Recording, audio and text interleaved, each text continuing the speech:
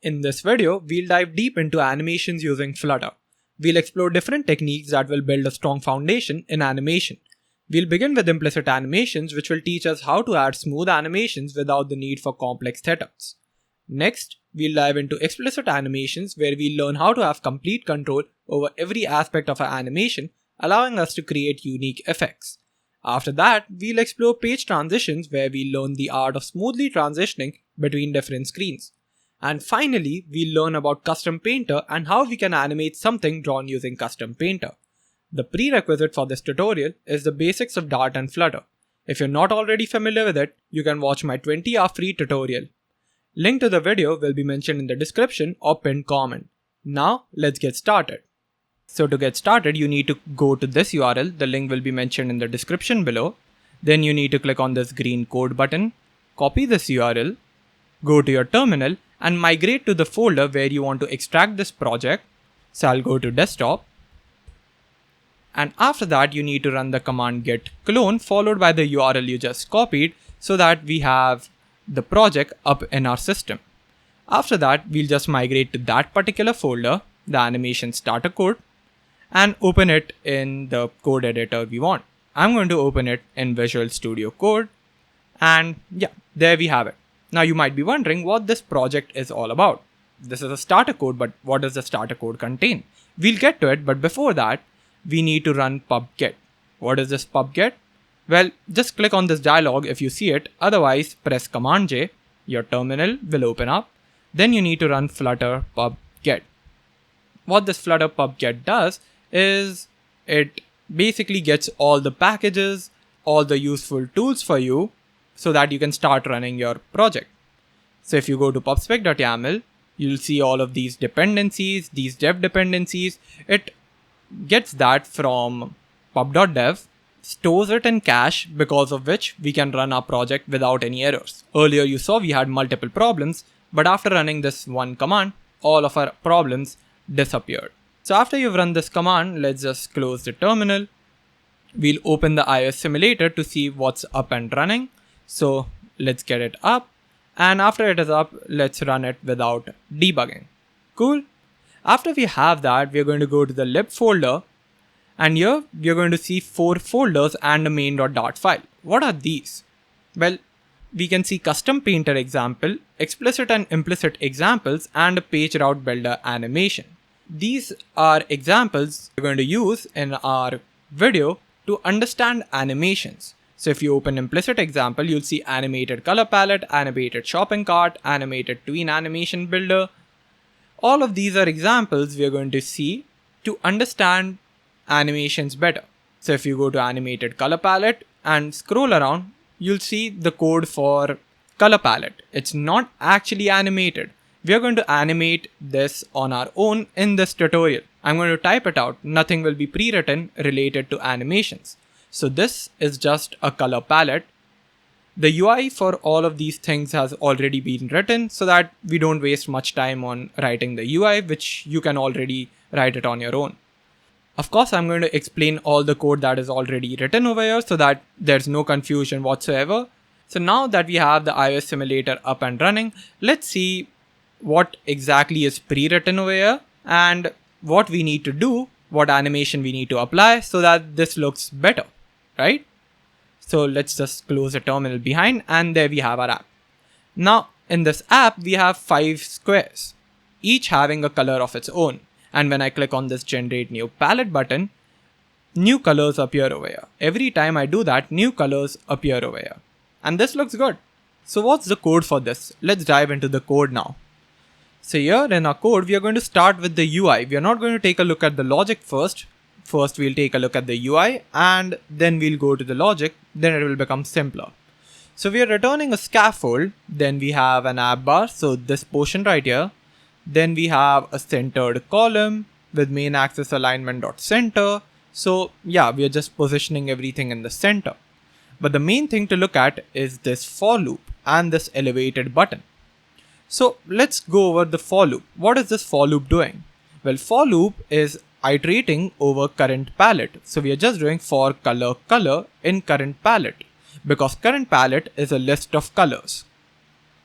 So after iterating through the list, we'll get access to a color, and we're just displaying that color in a container of width and height 100, because of which we are able to get these containers. So what is this current palette value and how are we generating random colors? So to understand that, we'll go to the current palette variable. So list of color current palette is equal to generate random palette function. So initially this is equal to this function. And after that, we are just doing final random is equal to random. And then we are returning list.generate 5. And then there's some function over here. What is this doing? Well, over here, we are generating a list of 5 elements. So list.generate first takes in a length, which is the length of the list. And for every element in this list, we are running this function. So for element 0, we are going to have this. For element 1, we are going to have this. For 2, 3, 4, we are going to run this every single time. So what's happening in this function now? So we are having color.from RGBO, R, G and B values are gotten from random.next in 256. What this does is it generates random values between the integers 0 to 255 inclusive of 0 and 255. So every time this function runs, we'll have a different value for R, G and B between the value 0 to 255. And because of this, we'll get a new color every single time. The opacity is always 1 because it doesn't really matter to us. We have enough combinations for us to get a different color every single time. So this is what generate random palette does. And because of this, we are able to display random colors every single time. So what does this elevated button do? Well, whenever we click over here, a new color is generated. How? Easy. We just go to the regenerate palette function, which is the on pressed of this elevated button.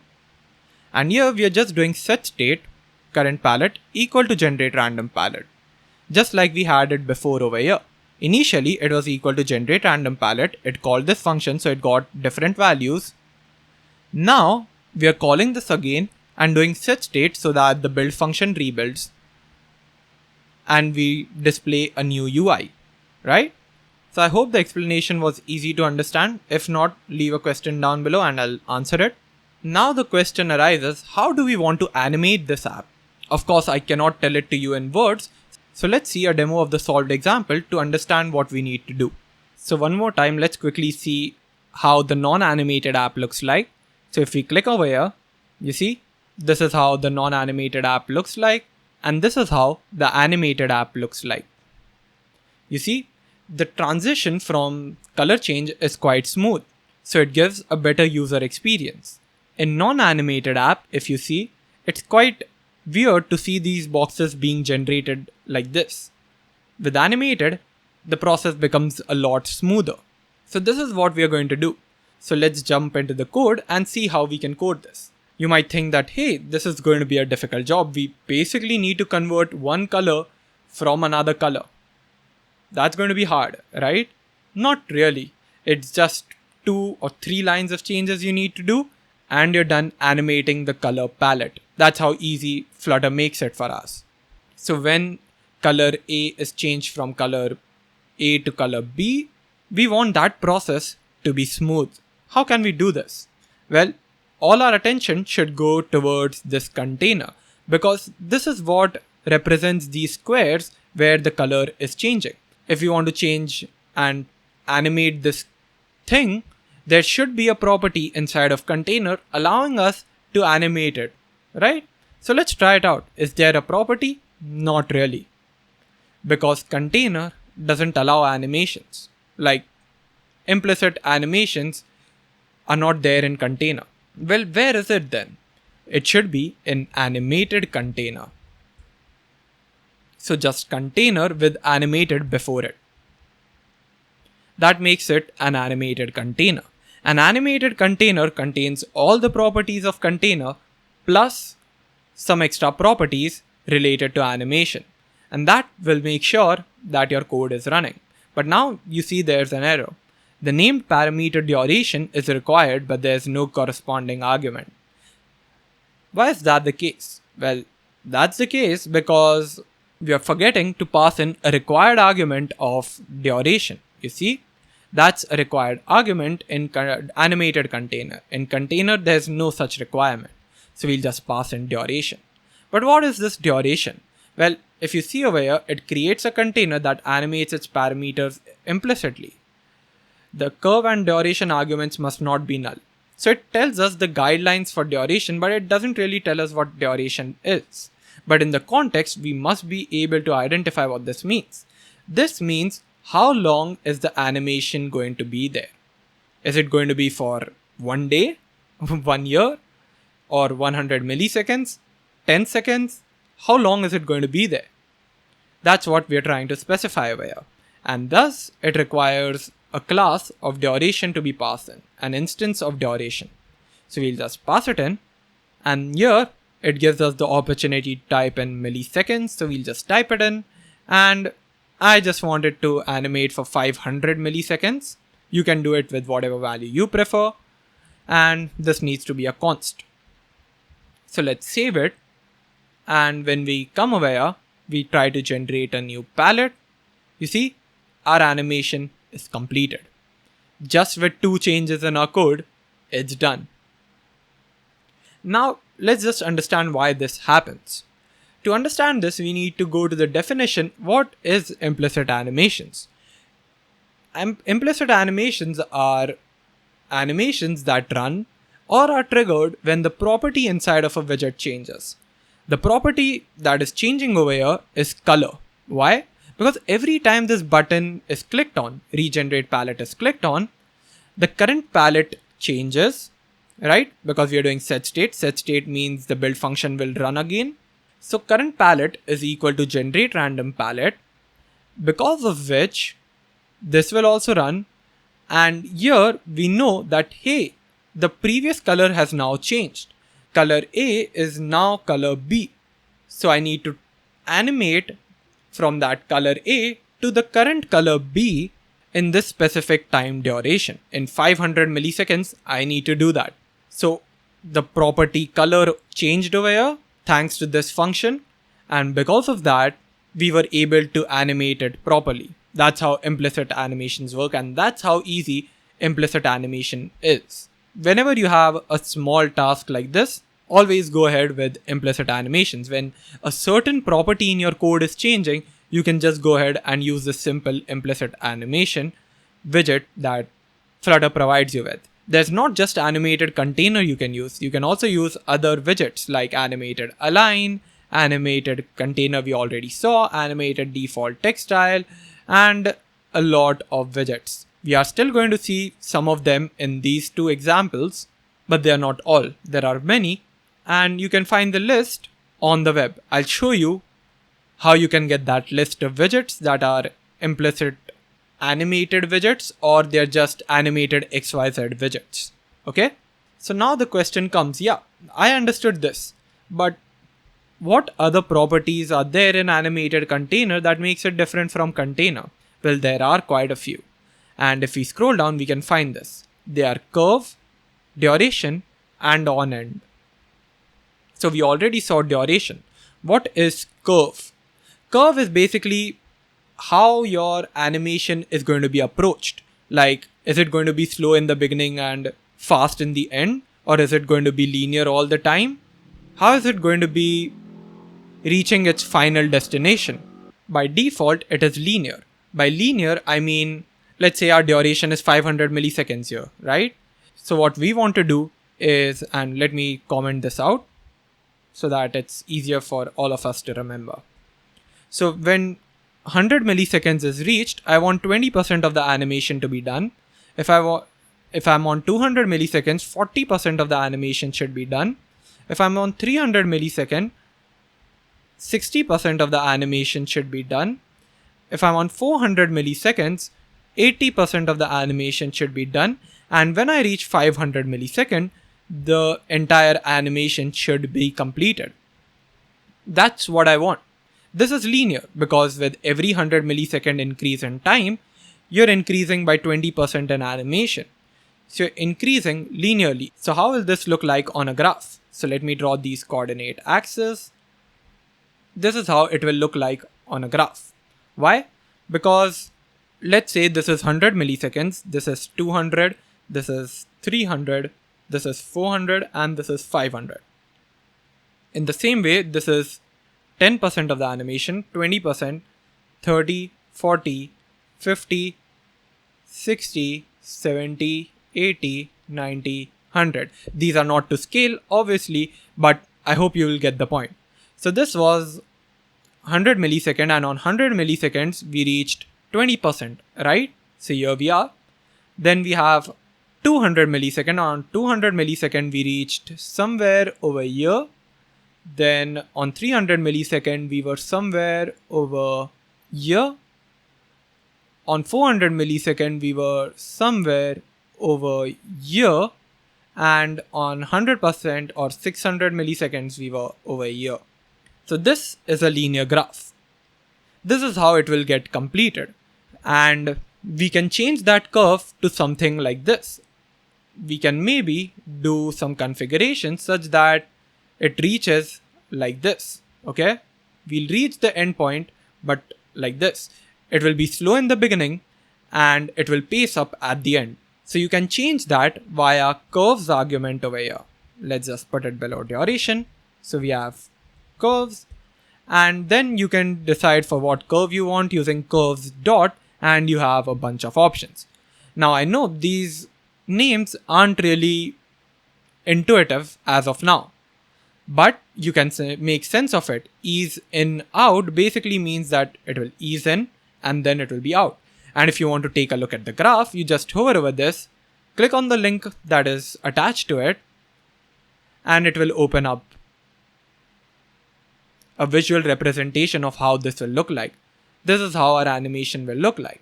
It will be a bit slow, but it will take up pace at the end and again slow down at the end, somewhere over here. Right? Now you can do that with other curves that are present. We can have curves dot ease into linear. And to see this demonstration, you can again open it. It's attached for everything. And this is looking more like our graph, right? But yeah, you can make sense of it and it will display the changes over here. If you see, it changes, right? I mean, there isn't much visibility, I guess, but if we change it to, let's say, 2000 milliseconds, you'll see the difference. It slowly changes. But when we change it to linear and do this, the difference is basically like in the start for curves dot ease into linear, we couldn't really see much differences. But in linear, we could see it in the beginning only, because that's how the visual representation goes. In the start, this hardly does anything, whereas linear would have been somewhere over here. So I hope you understand the difference. This is more of a mathematical stuff. I hope you can understand that. If not, just play around with it, get an intuitive sense of it, and it will be good. So this was about animated color palette. There are lots of curves you can try and keep trying it. That's where I'm going to end this animated color palette. As simple as it gets, we just needed to change one widget. Now let's get into animated shopping cart button and see what it has for us. So the next example that we're going to take a look at is the shopping cart button. So we want to animate this button. How? Well, if we click on this button, it should animate like this. Yeah, you can see the error in between, but that error will go away when you try to upload your app to App Store, Play Store, or whatever. So we don't need to worry about that. However, we want this animation to occur. You see this? That's what I want. So we can do this with our knowledge about implicit animations till now, using animated container and stuff. So I would recommend you to go ahead, try this on your own. It requires a bit of logic. So if you're not able to do it, don't feel bad about it. But if you can, then great. So again, just to show you the demo of the animation we want, here it is. So yeah, let's get started by going to the code and making this shopping cart button work. So the first thing I want here is I just want to copy the shopping cart button, put it in main.dart file because this is the class that I want to see on the screen. All right. And then refresh it because then we get an error. And now we have the shopping cart button. So it's the same button, but when we click on it, nothing really happens. because in animated shopping cart button, we have not added any logic about the animation. It's just a centered container with a fixed width and height, with a blue color and border radius, and a shopping cart icon. Nothing else. So that's what we're going to work on. So let's get started.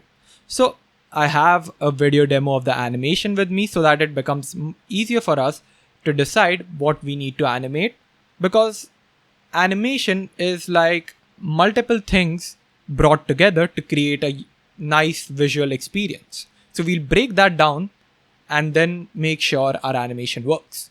So let's look at the demo again. If we see, when the button is clicked on, the first thing we notice is the blue color changes to green. So that's what we want to animate. Then again, let's take a look at it.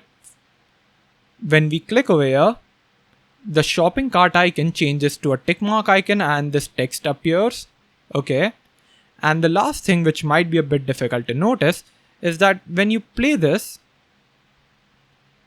the border radius also changes. For example, it's kind of rectangle circle over here. Like it seems kind of rectangle, but it has a nice curve to it. But when we come over here at the end, it has a bigger border radius to itself. It's more like a circle now, or an oval. So these are the components that make up this animation. Now that we've figured this out, that was the most difficult part. Coding it is not so difficult, as we've seen with implicit animations already. So let's go over here, stateless widget, press Ctrl+Shift+R if you're on Mac, convert it to stateful widget. And why have I converted it to a stateful widget? Because I want to change the width, right? Because here it was small, then here it became quite big, so I want to change the width. I also want to make sure that this color changes, and all of this, all of the things that we talked about should be done when a button is clicked on. So what can we do? Well, we can create separate variables for everything, right? So if I want the color, I can just change the color again and again. So what I'll do over here is, let's say color, and let's say selected color is equal to colors.blue by default. And when the user clicks on the button, we'll just check if selected color is blue, then we want to change it to green. And if it is green, we want to change it to blue. And then obviously we'll just shift it to animated container and it will animate. That's cool, right? We can do that. But the downside of it is we have to create separate variables for everything. For example, width. The width is 80 right now. Later on, we want to increase the width. So we'll have to create a separate variable for width, and a separate variable for border radius, and a separate variable to show an icon. So that's not a good approach, right? We'll have to create so many different variables for so many things. Instead, what we can do is create a Boolean variable saying is expanded, and initially it will be set to false. What this variable will do is basically saying like, hey, if the button is clicked on, is expanded is true, otherwise it is false. And based on that, we'll give values over here. So if is expanded is true, then I want the width to be, let's say 300. Otherwise it would be 80. Now, if you don't understand this, don't worry, I'll explain it to you. But as of now, since we've changed the container to animated container, let's put duration over here. So we have constant duration, milliseconds, and let's say the millisecond is 500 or 1000, whatever you prefer.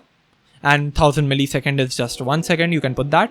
And just to showcase it to you that animated container does nothing if no property of the animated container is changing. So let's save it, come over here, and when you click, nothing happens.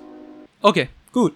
So now what we want to do is, first of all, wrap our animated container in gesture detector, because we want to detect the gesture, like, hey, this animated container has been tapped on. And if it has been tapped on, I want to change the value of is expanded. So I'll just set is expanded to not is expanded, which basically means that it reverses the value of is expanded. So if is expanded is false, then it will set it to true every time it is clicked on. If it is true, it will be clicked on and it will become false. And doing this much is not enough. We obviously want to call set state. So let's put that up over here. Okay. So set state will trigger a rebuild of this, and because of that, we'll be able to see the changes. Otherwise, the changes won't be visible. Cool. Now what we want to do is make sure that our animated container starts depending on the value of isExpanded. What do I mean by that? Right now, all the values are stationary, static, right? None of it is dynamic. None of it depends on isExpanded. Since it does not depend, its value does not change. So we want to make sure that the value changes, and the value should change when isExpanded is true or false, right? So if isExpanded is true, then I want the width to change. So let's say it is 300. Now if I save it, the animation should happen, right? I'm changing from an initial value of 80 to 300 because isExpanded is set to true. So let's restart. I come over here and you see it increases. That's perfect. But I think 300 is a little bit too much. Let's go ahead with 200, right? You see, this works. So the expanded material works here, and we can do the same thing literally everywhere. So we want to change the color. So we'll just have isExpanded is colors.green. Basically, our objective whenever we use animated XYZ widget is we want to change the value from one stationary value to a dynamic value. You can do that however, but the value should change, and that's when animation will happen. So that's the key over here. That's the only thing to notice. And then you can use your logic, creativity to make something. So let's do the other things. I'll restart. I'll come over here, and when I click, you see it changes from blue to green, and it also expands. As I said, animation, and a complex animation especially, is made up of several small animations in short. So to figure out the entire animation, just break the animation into several different components and work on that. Now the border radius, so we'll have isExpanded. So if isExpanded is true, then I want 30, otherwise 10 is enough. Now if I come over here, yep, this also changes. That looks good. Now over here, I also want to change the icon. I want to change it to a tick mark icon, correct? It becomes a tick mark. So I can just do isExpanded. If it is expanded, then I want icons.tick. If that's there, no. Icons.check should be there. Yep. So we have icons.check and isExpanded is there. Now it is giving us an error because we are using dynamic values over here. Dynamic values cannot be constant, so let's remove that. And there we go. Now if we come back, yep, this changes. Perfect. So after doing this, if we come back over here and click over here, you see, this works. Now, what we want to do is when we come over here, let's go. And when we click on the animation, the text should also appear and the icon should also be there. Right now, we don't have any text in our app, except the app bar, obviously. So how can we do that? Well, first of all, we'll have to convert, or we have to wrap this icon with a row widget, right? Because we want two elements in one single line. So we can put a row over here. That's good. Now if we do this much, you see the icon is over here. Now what I want to do is just put a text over here which says added to cart, right? And we'll just put in some style. So let's say text style. The font size is 16. The font weight is font weight.bold, and let's say the color is also specified. So we say colors.white. Otherwise it would become black, I guess. And that probably wouldn't be good. But anyways, here we have added to cart. Now the problem here is when I click over here, it works fine. But when I don't click over here, I have it in this state. Added shows up. I don't want that. Initially, only my icon is showing. But when I click on it, the text shows up. How can I figure that out? So to figure that out, we can use a very simple logic. What we can say is if isExpanded is true. So if it is true, only then should you show the icon. Otherwise, don't show it to me. So right now, we don't see the text. But when I click on it, the text is seen.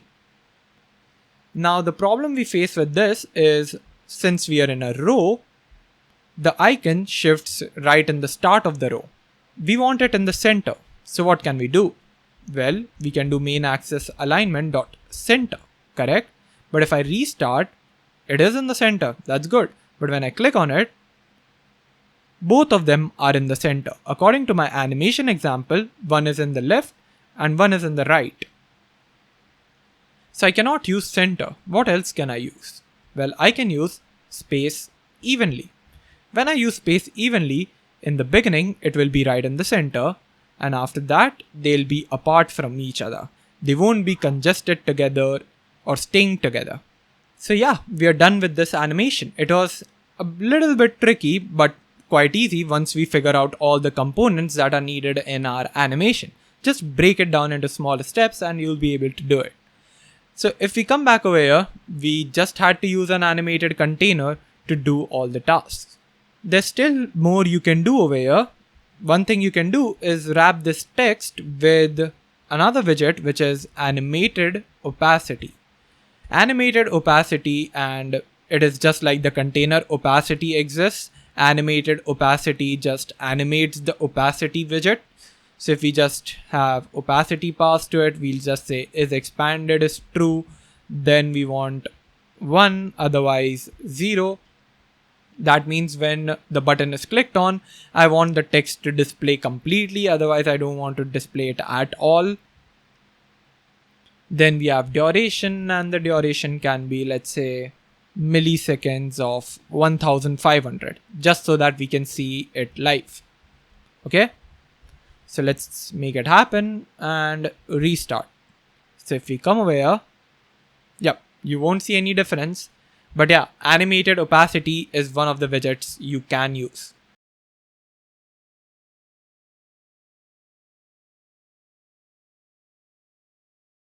Now to get a list of these animated XYZ widgets, what you can do is just go into the implementation of either animated opacity or this animated container, and you'll see that they extend implicitly animated widget. Okay.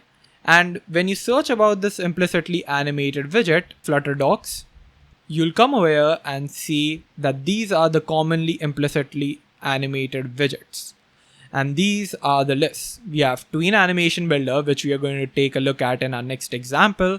Then we have animated align, animated container, animated default textile, and so many more. So I recommend you to play around with all of these widgets so that you get a feel of them and you understand how they work. And another thing is just play around with these curves. Alright. Once you get a good understanding of them, they're quite cool and can give you different user experience in your app.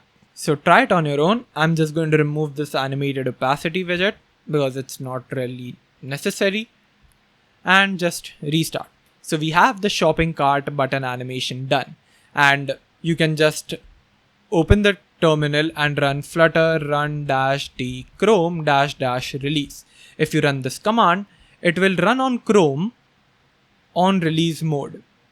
That's what you want, because in release mode, these errors won't appear.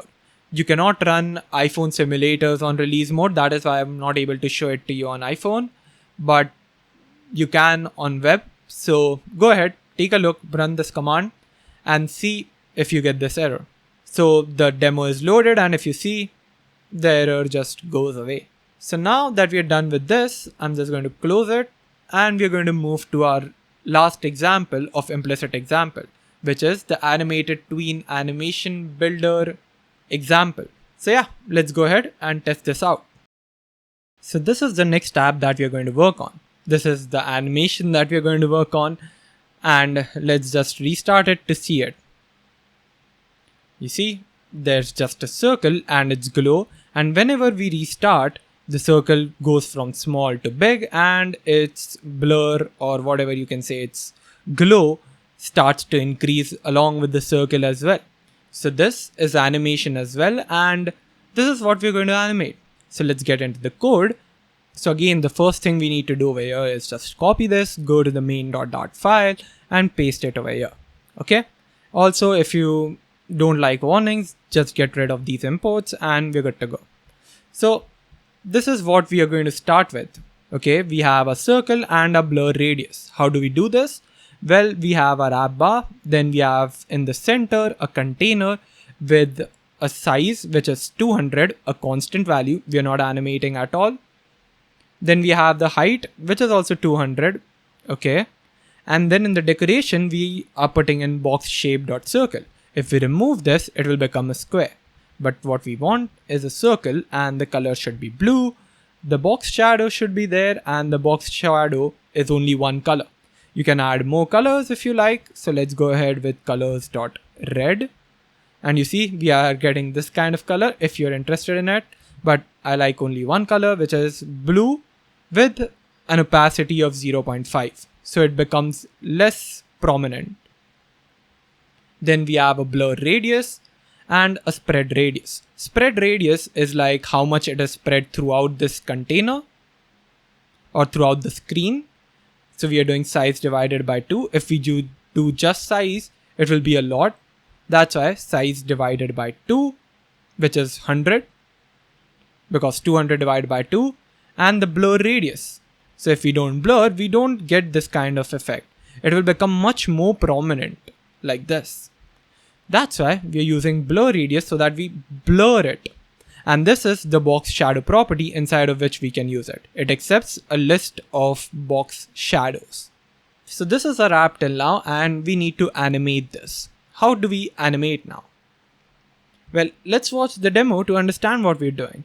Well, we're just going from a small circle to a big circle. So can we use an animated container over here? Yeah, sure, we can use an animated container, but we want to change the size, right? And we want to do that every time the app starts. It's not on a click of a button or anything like that. Earlier, when we used animated container, there was a button which when pressed would trigger something and would, change the color or change the width, color, icon and add a text. But over here, when we just restart the app, we want that glow effect to be there. You see, just the app starts and the size increases. So animated container wouldn't be a good option here, because how do we start from 0 and take it to 200?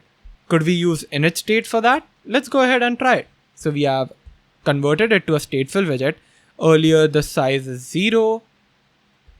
Then in the init state, I'm saying, hey, the size needs to be, let's say 200. Okay. And this isn't final, this is double. And this is animated container. Then we will pass in a duration, which is duration seconds 500. Cool. Let's do it. So if we start, nothing really happens. Why? Well, that's because init state runs before the build function. So you're saying, hey, size is 0, and then you're saying size is 200, and then the build function builds. Because of that, the size is already 200. You're not changing from one value to another value. You're just keeping the size constant over here. Now you might ask, can we do set state over here? If we just do set state, that should work, right? So if we try restarting, this doesn't work. Why? Well, that's because init state function runs before build function, doesn't it? If it runs before build function, what's happening is size is 0 over here, size becomes 200, and then the build function runs, so the width and the height is initially also 200. You're not changing from one value to another value, because of which animation doesn't happen. But that's how animated container works, right? It works on a very simple concept. You animate a widget property from its current value to another value, which can be called as a target value, and the animation will keep running until that target value is reached.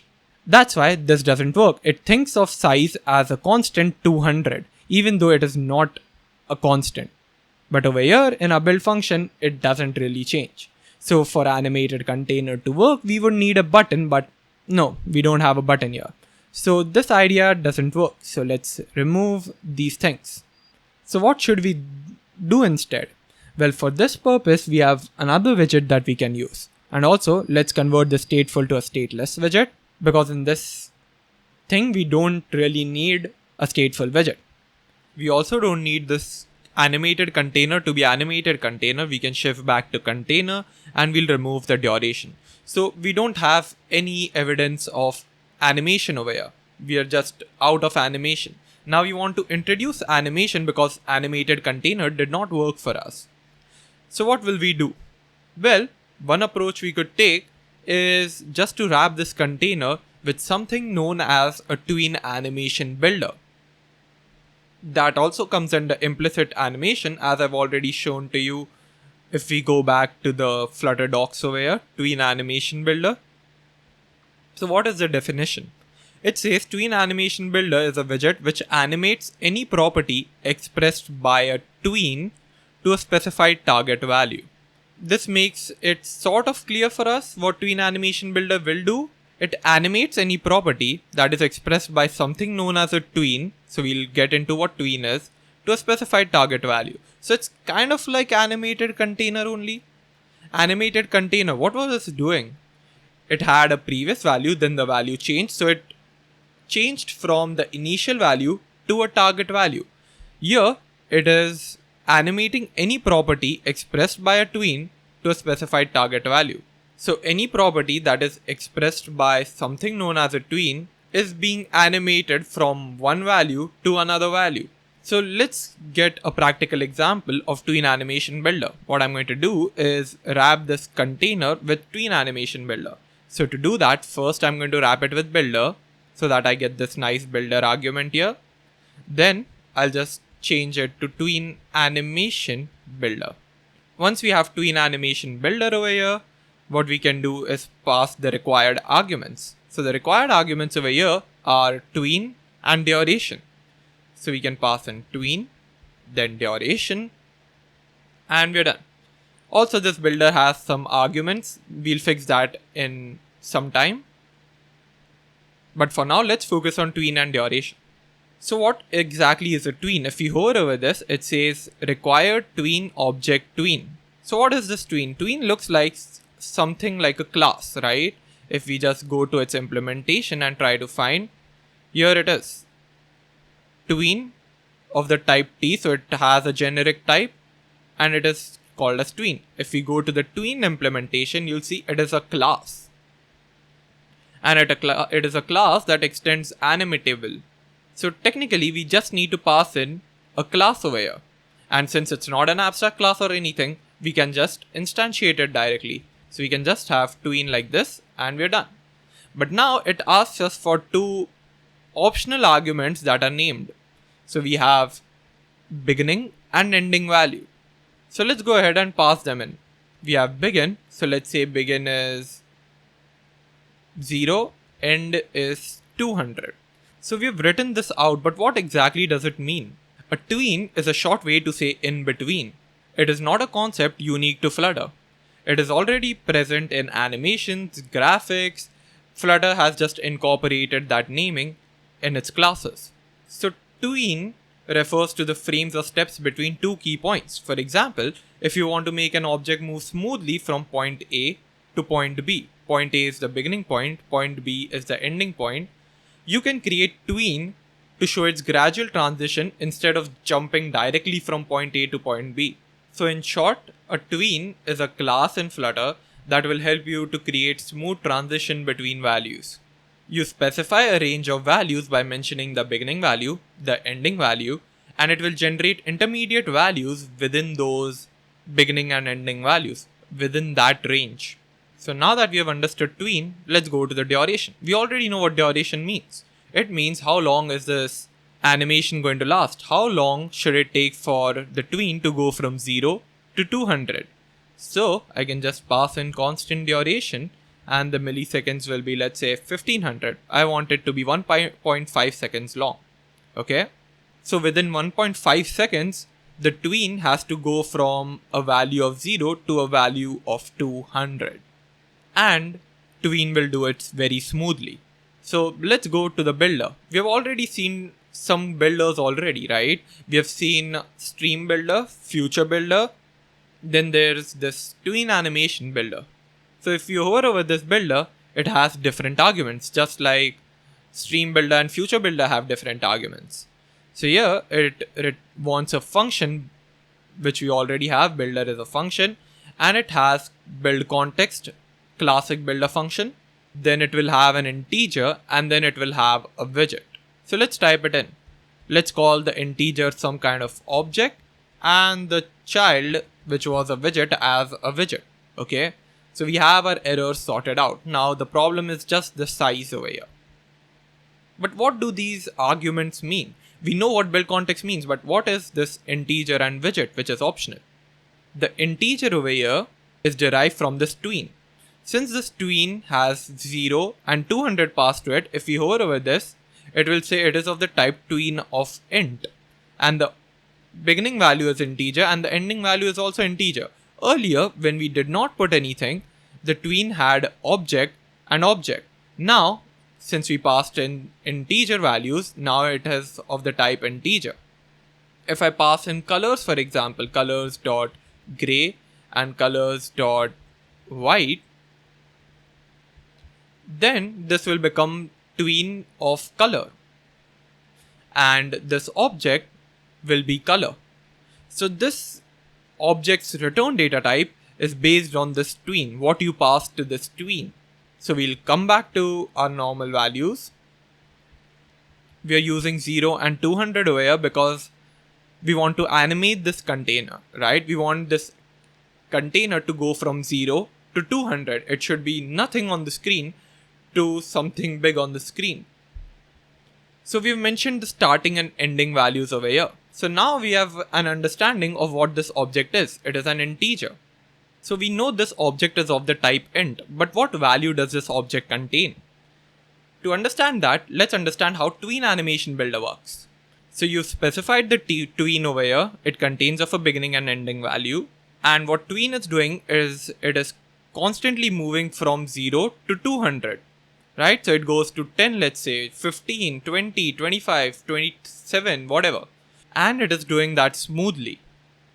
So this builder function is called repeatedly during the animation. With each call, it receives the current value of the tween. So what current value is the tween on while moving from 0 to 200? Because if it moves from 0 to 200, and if it is doing that smoothly, it is going over some values, right? That is the value the object contains. It contains the current value interpolated by the tween. And finally, there's a widget which is optional. What is this widget? We are going to come back to this after a point. First, let's get our app working.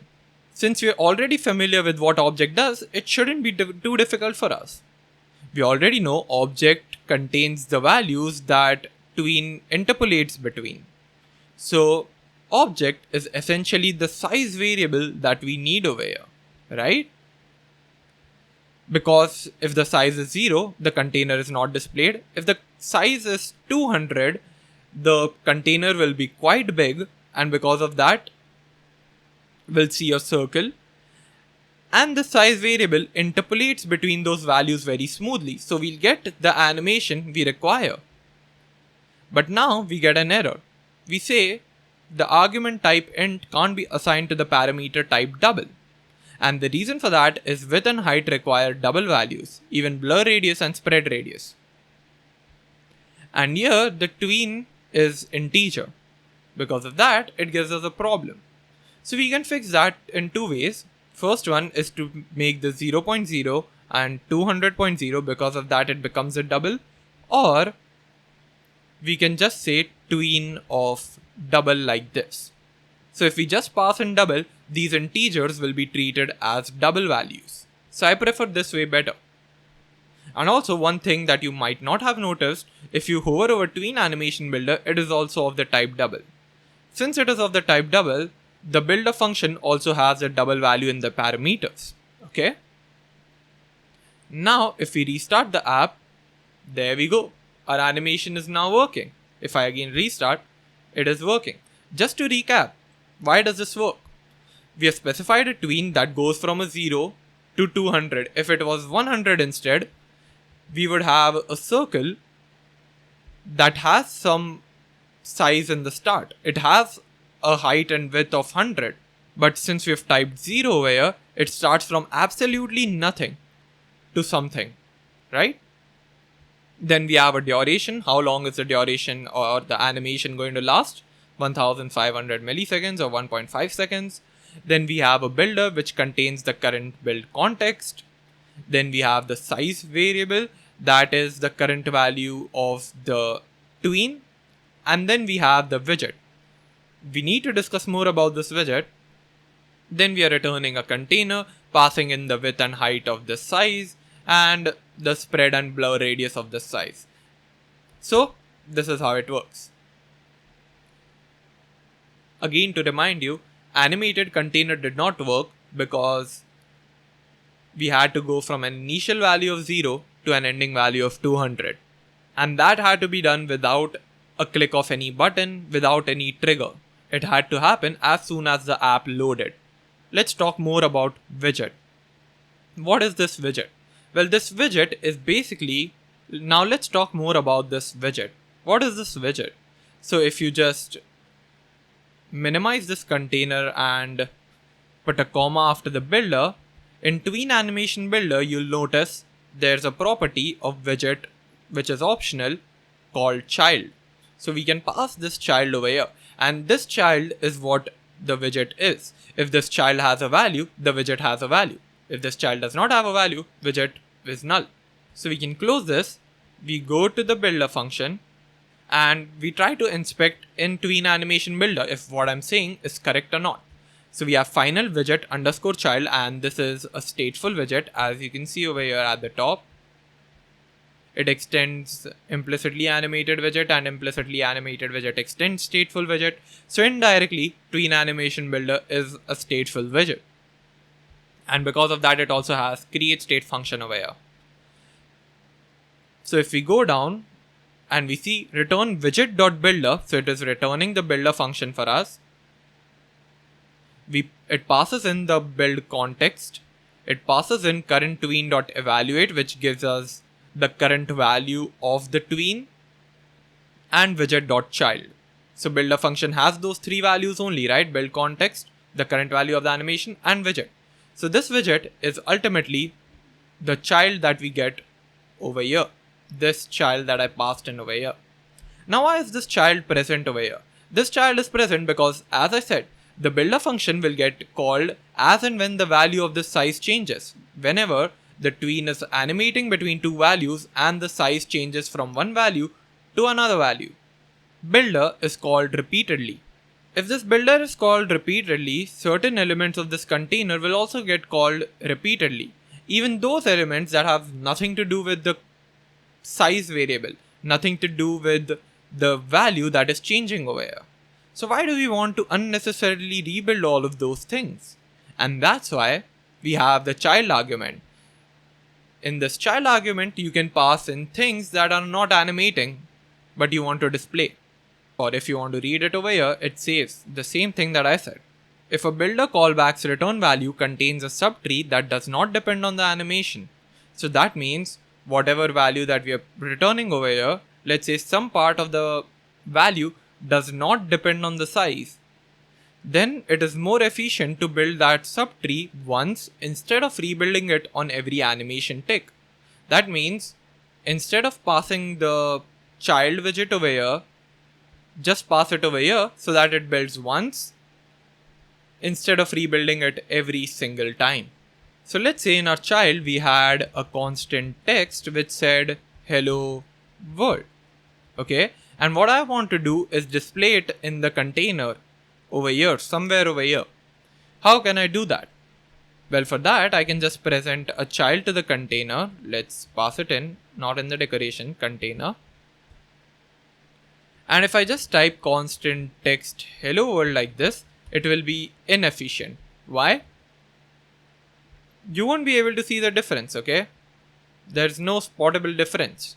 But it is definitely inefficient because this builder function will be called many times, as a result of which this text will be created multiple times, even though this text does not depend on the size variable.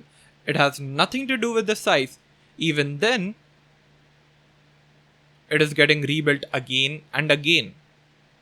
So instead of doing that, what we've done and what we'll do is put the child over here to the TweenAnimationBuilder, and then we'll access this child that we've passed to the TweenAnimationBuilder using this widget property. So we'll just pass the widget here like this, save it, and our app becomes more efficient. As I said, no spottable difference. But instead of the text being created multiple times when the builder is run, the text is only created once. And then it is stored in the variable widget, which is used over here. So this becomes much more efficient for us. So this is something you can experiment. In our example, we didn't really need this. So let's remove it, save it, and we're good to go. You can also specify the curve again in the TweenAnimationBuilder, and it's the same thing. You can pass curves or whatever curve you want to pass in. You can do that. So we're done with implicit examples now. Just to recap what implicit animations were. Implicit animations are animations that run or are triggered when the property inside of a widget changes. And then we saw 3 examples for it. We had animated color palette, we had animated shopping cart button, and then the animated, you can say, pulsating circle. But we made use of TweenAnimationBuilder in there. In 2 of the examples, we used animated container and other animated XYZ widgets we saw. Over here, we saw TweenAnimationBuilder. The difference between TweenAnimationBuilder and animated container or animated opacity, those widgets was animated container could only animate the properties of a container widget. Animated opacity could animate only the properties of opacity widget. TweenAnimationBuilder could animate property of any widget. Usually in animated container, you would have to set a trigger point so that the animation works smoothly. Over here in TweenAnimationBuilder, you did not have to put any trigger for it to work. So TweenAnimationBuilder is more flexible and animated container is less flexible, but animated container is very easy to use and TweenAnimationBuilder is maybe easy to use. So that was the difference between TweenAnimationBuilder, animated container, animated opacity, and all about implicit animations. Now let's close this and get to explicit animations. So what exactly are explicit animations? Explicit animations are the type of animations where you explicitly tell Flutter that, hey, I want to animate. In implicit animations, that wasn't the case. In implicit animations, you just change the value of a property and the animation occurred. But in explicit animations, you go out of your way to do extra setup, extra configuration, and make the animation happen. In explicit animations, the animation doesn't happen until you explicitly tell the animation to happen. In implicit animations, that wasn't the case. We didn't have control over our animations in implicit example. In explicit example, we have the control over our animations, so we can tell our animations when to happen and when not to happen. So if you go to the explicit examples folder, you'll see 3 files over here: list animation, loading animation, and login animation. These are the examples we're going to work on. All 3 of these are a bit different from each other, but apply the same concept of explicit animation. The first one we are going to take a look at is login animation. So I'm just going to copy this, put it in the main.dart file so that we are able to see our animation, and I'm going to restart my app. So there's no animation of any sort over here. If I just restart, you can see there's absolutely nothing happening in this file or in this code. Now what I want it to happen and how it should animate looks something like this. So if I just start this recording, you'll be able to see the change. So this is the sort of animation we want to work on, and I have a screen recording so that we can continuously refer to this and understand what we are doing and why we are doing it. So if I play it once again, and this time we are playing so that we can break down the recording and understand what animations are happening. So if I play it, at first there's absolutely nothing. So if for a second you notice and go back, there's absolutely nothing on the screen. And then slowly a Flutter logo starts to appear. And then after that, or not after that, but Shortly then, we have our two text fields coming in from the top left direction to the center of our app. So these are the two animations that evidently appear in front of us. First one, this logo goes from being invisible to visible, and this text fields and this button. So the button is also coming from the left hand side, alright? So these three things coming from the top left to the center of the screen. And another thing you might or might not have noticed is the scale of this text field. If you just see, there's a little difference between these text fields because they're occupying a little space. But then if I just start it again, the size of the text field increases, the gap also increases. And again, if we play, the gap increases even further because the text field's height is also increasing. Same goes for button. If you just see the button, it's so small over here, but at the end, it is super big. So there are three things happening over here. The visibility change, we can do that using opacity. We've already seen that with animated opacity widget in implicit animations. Then we have the slide happening. We can do that some way. And then the scale increases. So these are the three terms you need to keep in mind, and you're all set for explicit animations for this particular example. So let's close this. Let's go to our code and let's figure out how we need to do this. So to do explicit animations, you need to convert stateless widget to a stateful widget. And the reason we need to convert it to a stateful widget is because we want to make use of init state. So init state is required because whenever our app starts, we want the animation to occur, and init state will help us in that because init state is called before the build function. In implicit animations, it didn't work, but here it will work. So the first thing we need to work on is the visibility part, which was the opacity. So for that, we need to create a variable that will hold the value of the opacity. And it's not going to be like a normal double value or something. It's not going to be like opacity is equal to 1 or something. It's going to be of the type known as animation. Alright? Because only then will we have access to the status of the animation. So if the animation is completed, if the animation is still ongoing, animation is going to help us with that. And this requires a generic type. You can or cannot pass it. I'm going to pass the value as double, otherwise it will assume it as dynamic. And I don't like putting in dynamic when I know what the value is going to be. It is going to be double. And then I'm going to name it opacity.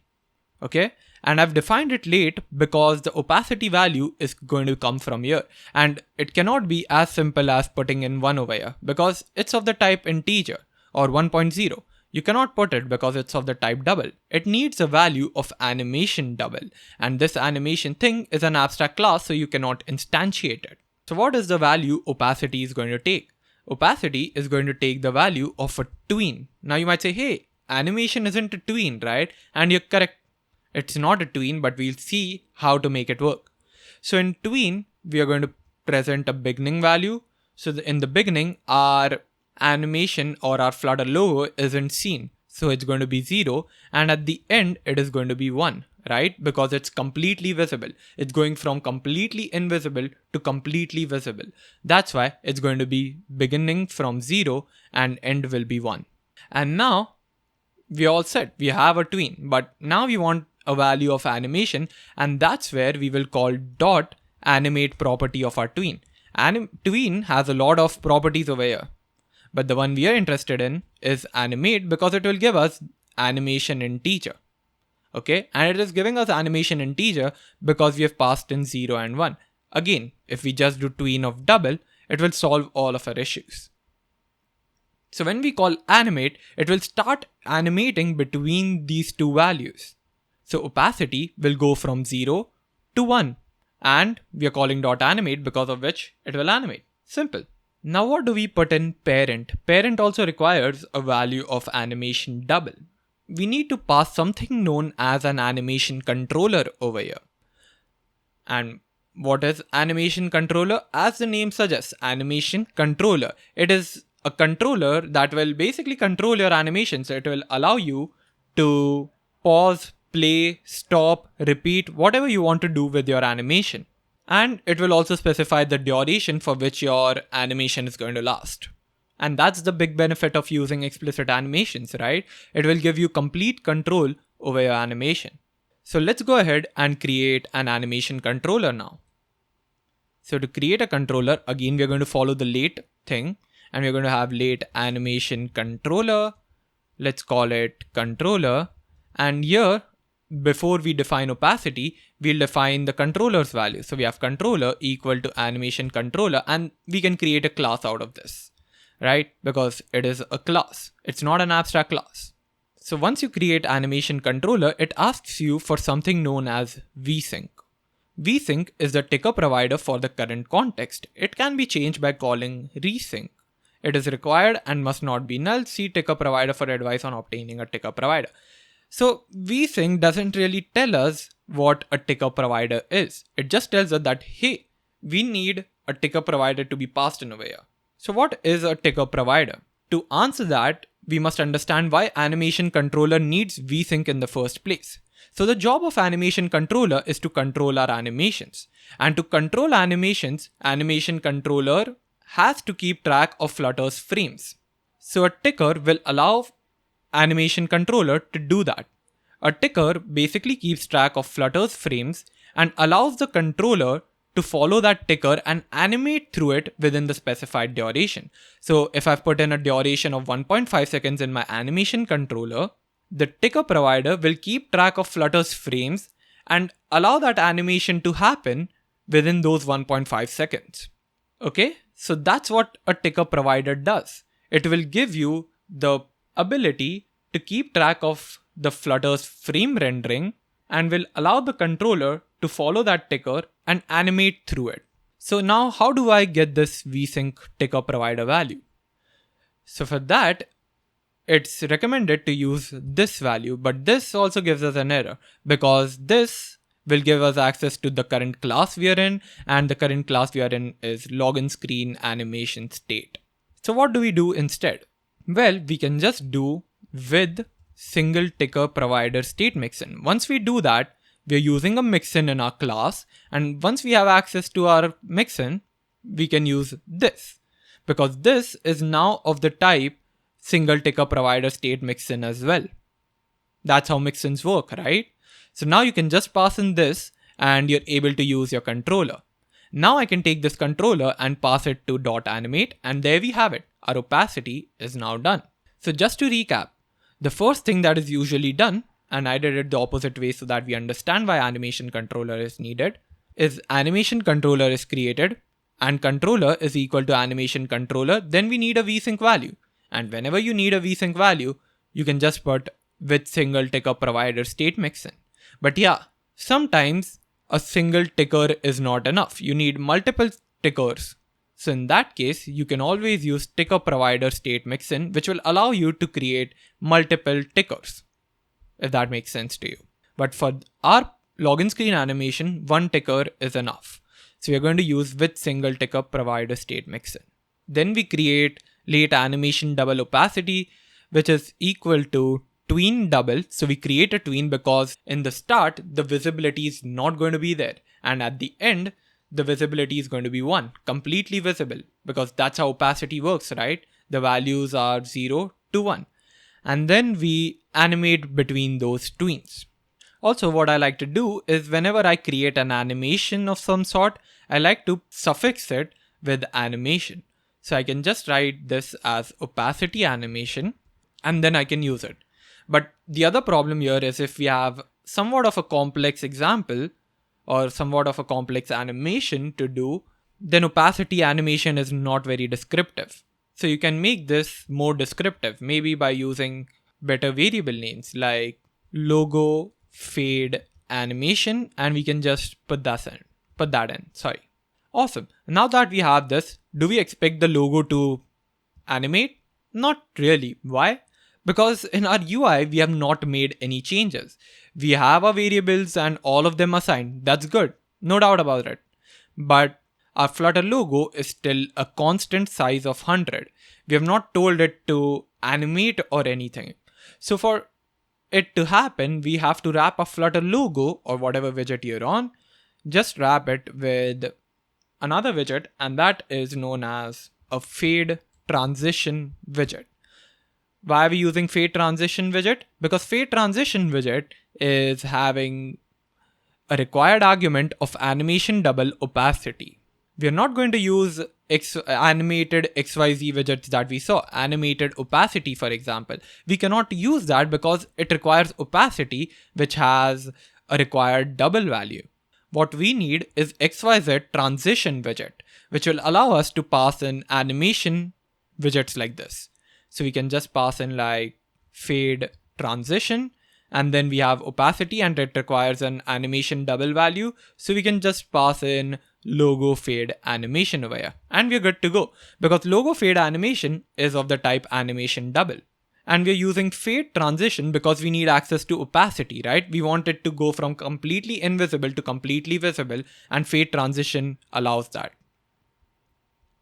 So if I start it, nothing happens. But there is one change. Our Flutter logo is not appearing here. Why? Because we have set the tween to 0. So since we've set the value to a 0, the logo is not seen. The opacity is 0. That means our animation isn't working.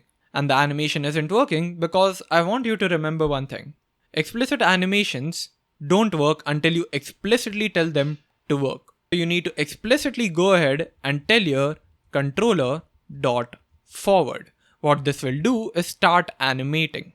It will start animating in the right direction from 0 to 1. As I said, controller allows us to control our entire animation. If it goes forward, if it goes in reverse, if it stops, if it pauses, whatever happening is because of this controller. And now if I restart, there is no animation, and that's because we haven't passed in the duration argument. It is null. How long is our animation going to last? So we are just going to have duration, and then I'm going to pass in seconds, let's say 1.5. Okay, milliseconds, 1500. There we go. And we can also put constant over here. Looks good. Now if I restart, there we have our fading animation. That looks good. So I hope you understood the animation till here. If not, I'm just going to take a quick recap of what we have done because it might be a little too much to process. And after that, we'll get to the sliding and scaling animations that we have to do on these text fields and the button. So if you've understood, just skip through. And if you've not, just watch it again. So we create an animation controller. To create an animation controller, we need a single ticker provided state mixin. After that, we just create init state. We have a controller, which is set to animation controller. Vsync is this. This refers to this class. And since it is having the mixin of single ticker provider state mixin, it accepts the value of ticker provider. Then we have a duration argument, and here it is required to pass in a duration. So how long is your animation going to last? It is going to last for 1.5 seconds or 1500 milliseconds, same thing. So now that we have access to our controller, what we need to do is create another variable for logo fading. So we just create late animation double logo fade animation. And logo fade animation is equal to tween of double, where the beginning value is 0 and ending value is 1. Why? Because the logo fading happens from being completely invisible to completely visible. And then we call .animate property on it or method on it, which gives us access to animation double, and it requires a parent. The parent is the animation controller, because animation controller basically extends animation double or any sort of animation. And then we have to explicitly tell controller.forward, otherwise the controller or animation won't run. Then we also wrap our Flutter logo with a fade transition widget if we want to perform opacity operations, like going from completely invisible to being visible. That's what fade transition does here. Then we have opacity, which is of the type animation double, and logo fade animation is exactly that type, which is why we used fade transition widget. If we wanted something else, we would use some other form of XYZ transition widget, not fade transition. And we are not using animated XYZ widgets because these take the type of, let's say we have animated opacity. This takes a type of double opacity, not animation double opacity, so it wouldn't work for us. Animated XYZ widgets are only used in implicit animations, and XYZ transition widgets are used whenever you want to have explicit animations. So the next thing we are going to work on is the slide. So for slide, we are going to have late animation, slide animation, let's call that. And here I've not mentioned the type because I want you to think what the type is going to be and how this animation is going to happen. Many a times you won't know how to perform a single animation. And in this case, I don't know how to perform this sliding animation. It goes from being invisible in the left side to coming on the screen and being in the center. How will I do that? So when you don't know what is the return type going to be, you can just apply one method. Just wrap whatever widget you want to animate. In this case, I want column. Why column? Because the entire column, username, password, and login buttons were animating, right? So I'll just wrap this entire column with a particular widget. Not padding, because padding doesn't really do anything for us. And I'm just going to wrap this with another widget, which is known as what? I don't know what kind of widget it is. So I can just pass in a transition widget because I know at the end of the day, this is going to be some form of XYZ transition widget. So I can just scroll down and try to find a particular widget about it. Fade transition? Not really. Fade transition is related to opacity. Size transition? Size transition animates its own size and clips and aligns its child. We're not really looking to animate our own size. We're looking forward to making the entire widget slide. It goes from one position to another. Then we have some other widgets. Let's see. Then we have scale transition. It's like how zoomed in your widget is going to be. So it's about that. So we might use it, but not for sliding. And then we have the slide transition widget itself. The slide transition widget animates the position of a widget relative to its normal position. It animates the position of a widget compared to how the normal position is going to be. And that's exactly what we want. We want it to go from the left-hand top side to the normal position it is in. So I can just use the slide transition widget. So this is a technique I often use whenever I want to know what type of animation it is going to be and how I'm going to do this. If there is a particular XYZ transition widget for it, I'm just going to use that. So for slide transition, you can see it requires an animation offset of position.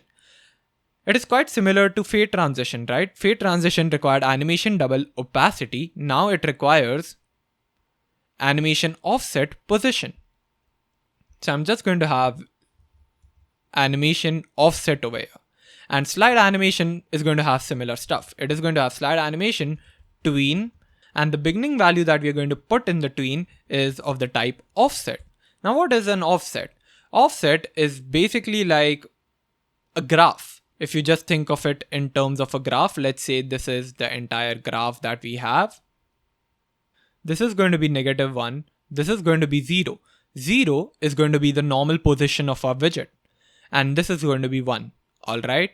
So offset dx is like mentioning the x direction, and offset dy is mentioning the vertical direction. So you're just mentioning the beginning of the slide. In the beginning of the slide, I want it to come from here, right?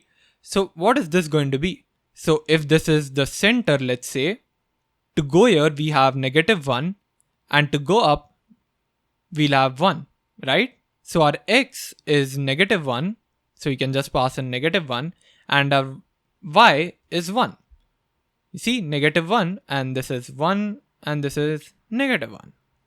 So our animation is going to start from here. Then we have the ending value.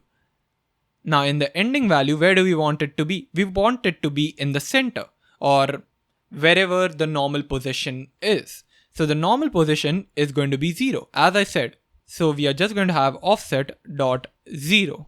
Alright. And then we can call the dot animate property on it, pass in the same controller. A controller can be the parent of multiple animations here. We don't have to worry about that. So we have a constant here and we're good to go. Now we can just take the slide animation and put that in the position. Alright. That's cool. Now if I restart, see, our animation is coming from the left hand bottom side. Why is that the case?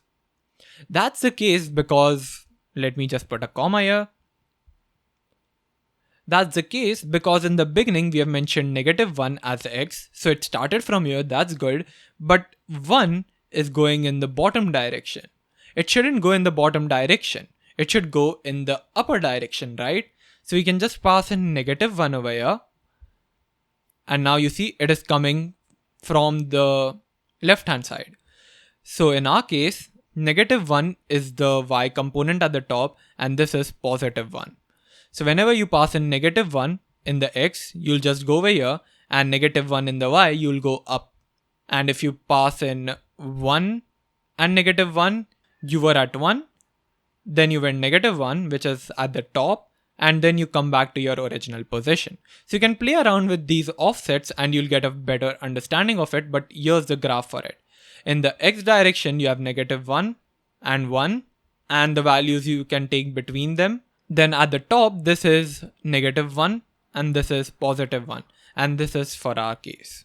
So this is why whenever we do -1 and -1, this comes in from here. Perfect. But now you might notice that, hey, your animation that you showed does not have that, right? If we just see, it didn't have this particular kind of animation. Both the animations look quite different, and that is because of the curve. In our animation controller, we don't have the property to define a curve. So where do we define it?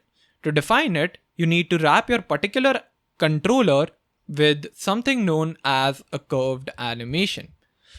Curved animation also extends animation, because of which you're able to pass it to animate. And curved animation requires a parent, and parent is also of the type animation double, so you can just pass in a controller now. So the parent of this curved animation is controller, and this curved animation is used so that you can specify a curve. That's how simple it is. You just pass in a curve, and we know what the curves are. We can just pass in curves.ease. I restart the app, and there you see. It looks much in sync with what we already have.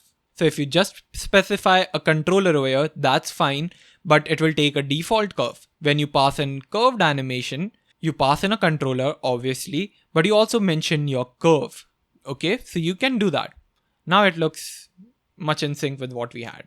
The last thing that we need to work on in this example is the scale animation. So as I said, whenever you look at this animation, the text fields go from looking small to big. And that's there because of the scale animation. So this is quite simple. We need to use scale transition widget that we have already taken a look at.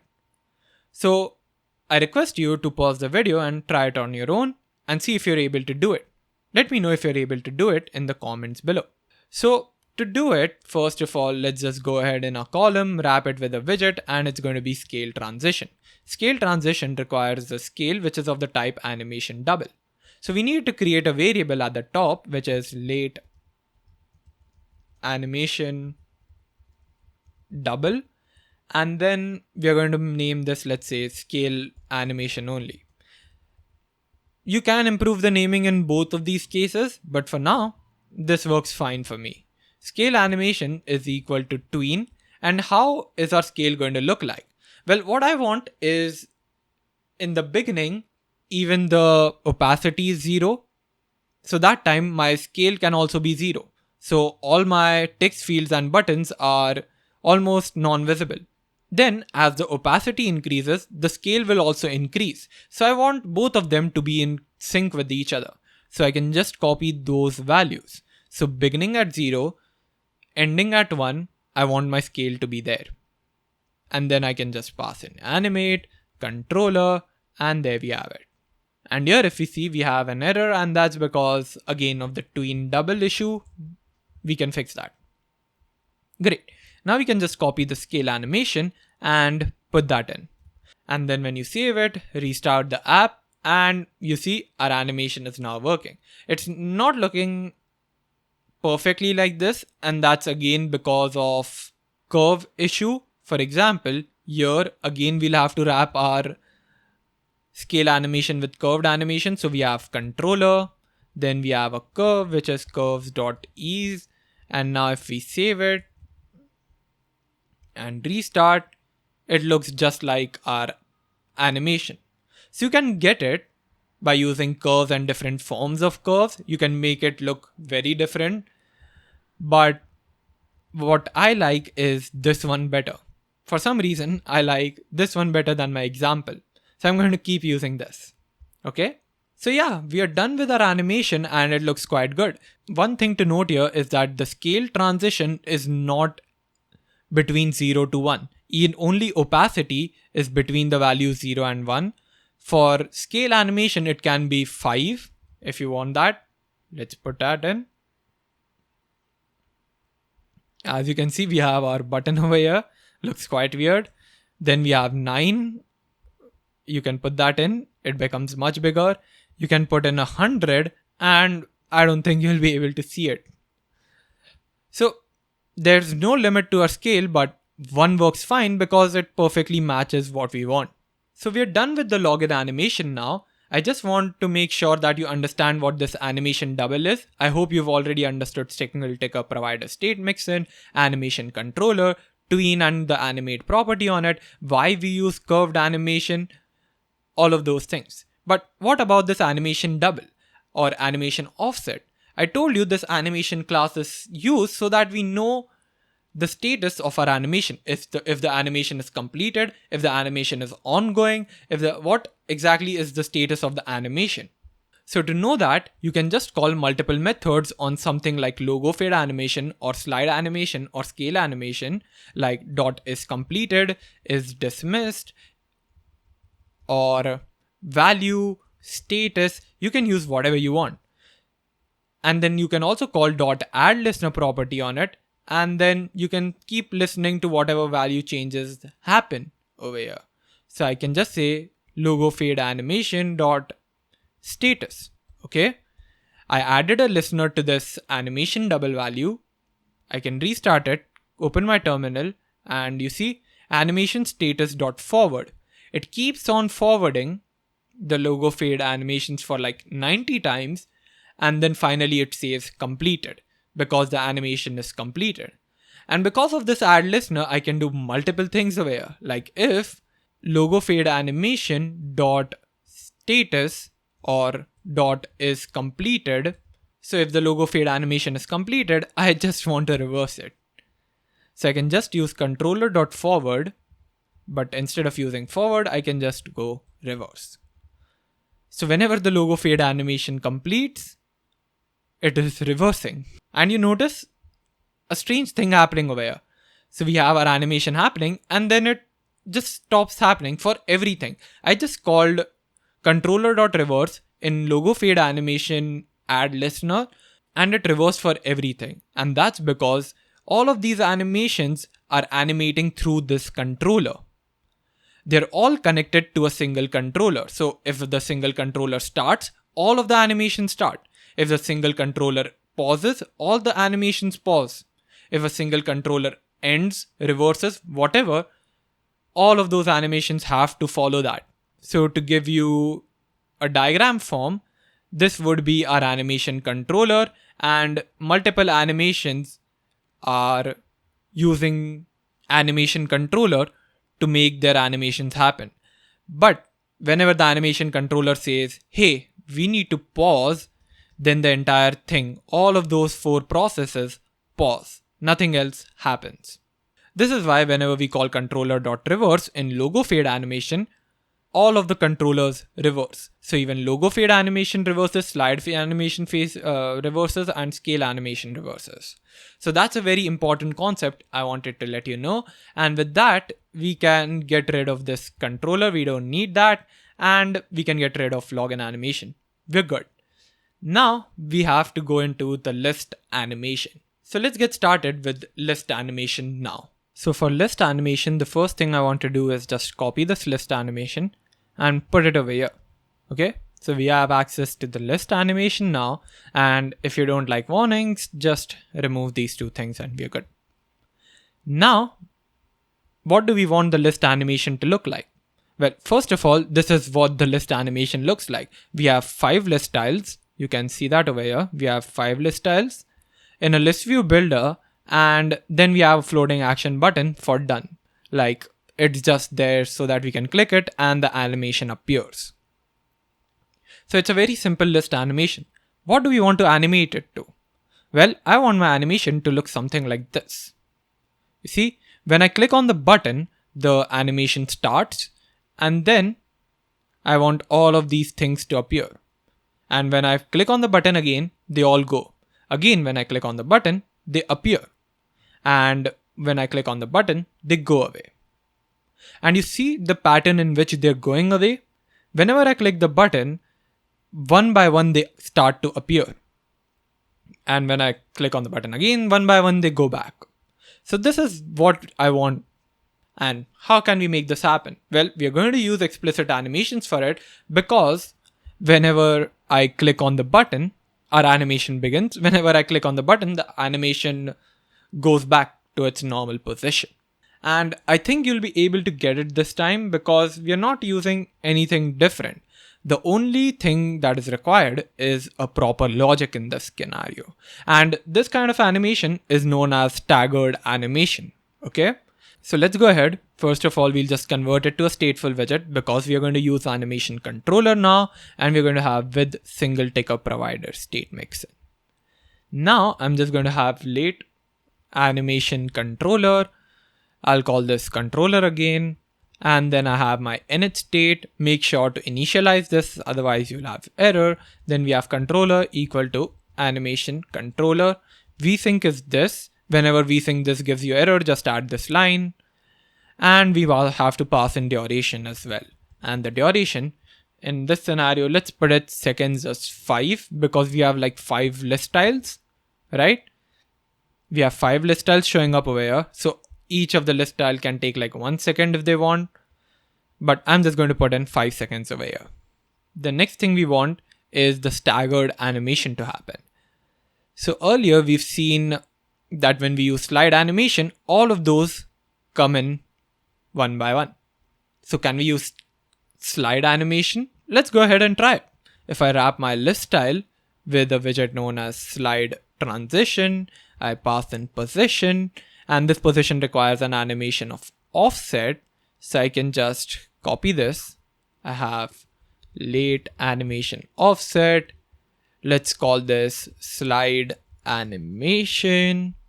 I'll just copy this, put it as slide animation equal to tween.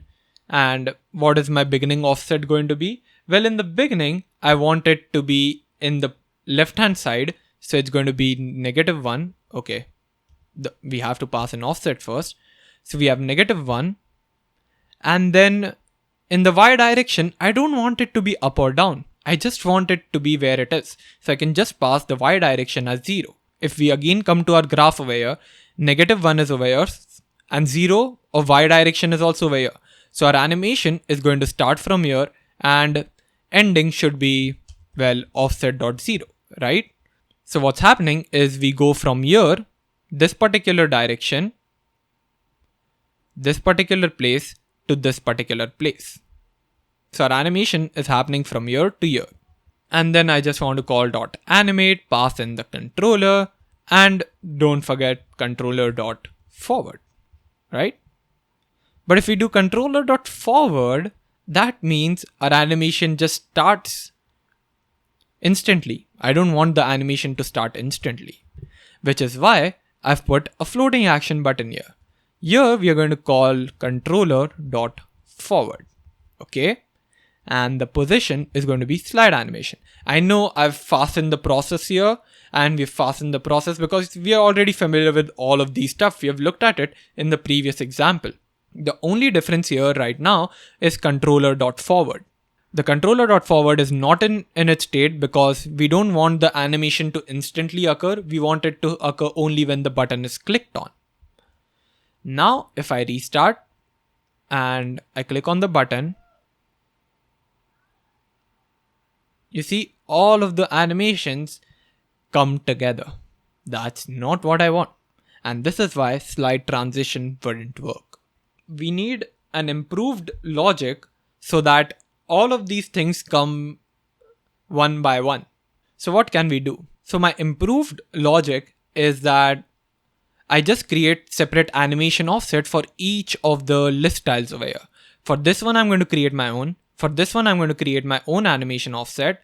Even for this, this, and this. So I'll create 5 animation offset, and then I'll wrap the list tile with a slide transition widget, and then I'll just use the appropriate animation offset. That sounds like a good plan, doesn't it? But here's the problem. What if my list increases from 5 to 10? From 5 to, let's say, 100? From 100 to 1,000? 1,000 to 2,000? Now, I can't animate all of those, right? I can't create an animation offset for each of them. That sounds like a terrible plan. So what I'm going to do instead is create a list of animation offset.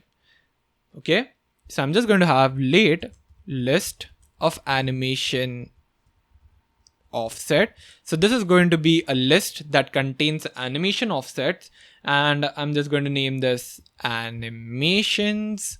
Again, a bad name, don't use this. Try something new. And then just take animations. Now what I want to do is set animations equal to list.generate. With list.generate, what I'll be able to do is generate a list of 5 elements, because there are 5 elements in our list view builder. And if you're a fan of simplicity, you can just take this item count at the top, okay? And make this as final so that it doesn't change. And then you can just pass an item count over here, item count over here. So as many list view builder elements you have, that many animation offset I want to create. So I just pass in those many things. And here I'll just return the same thing we would, like we had in our animation offset as well, right? We had a tween that went from offset, from beginning offset as -1,0 to offset.0. That means its normal position.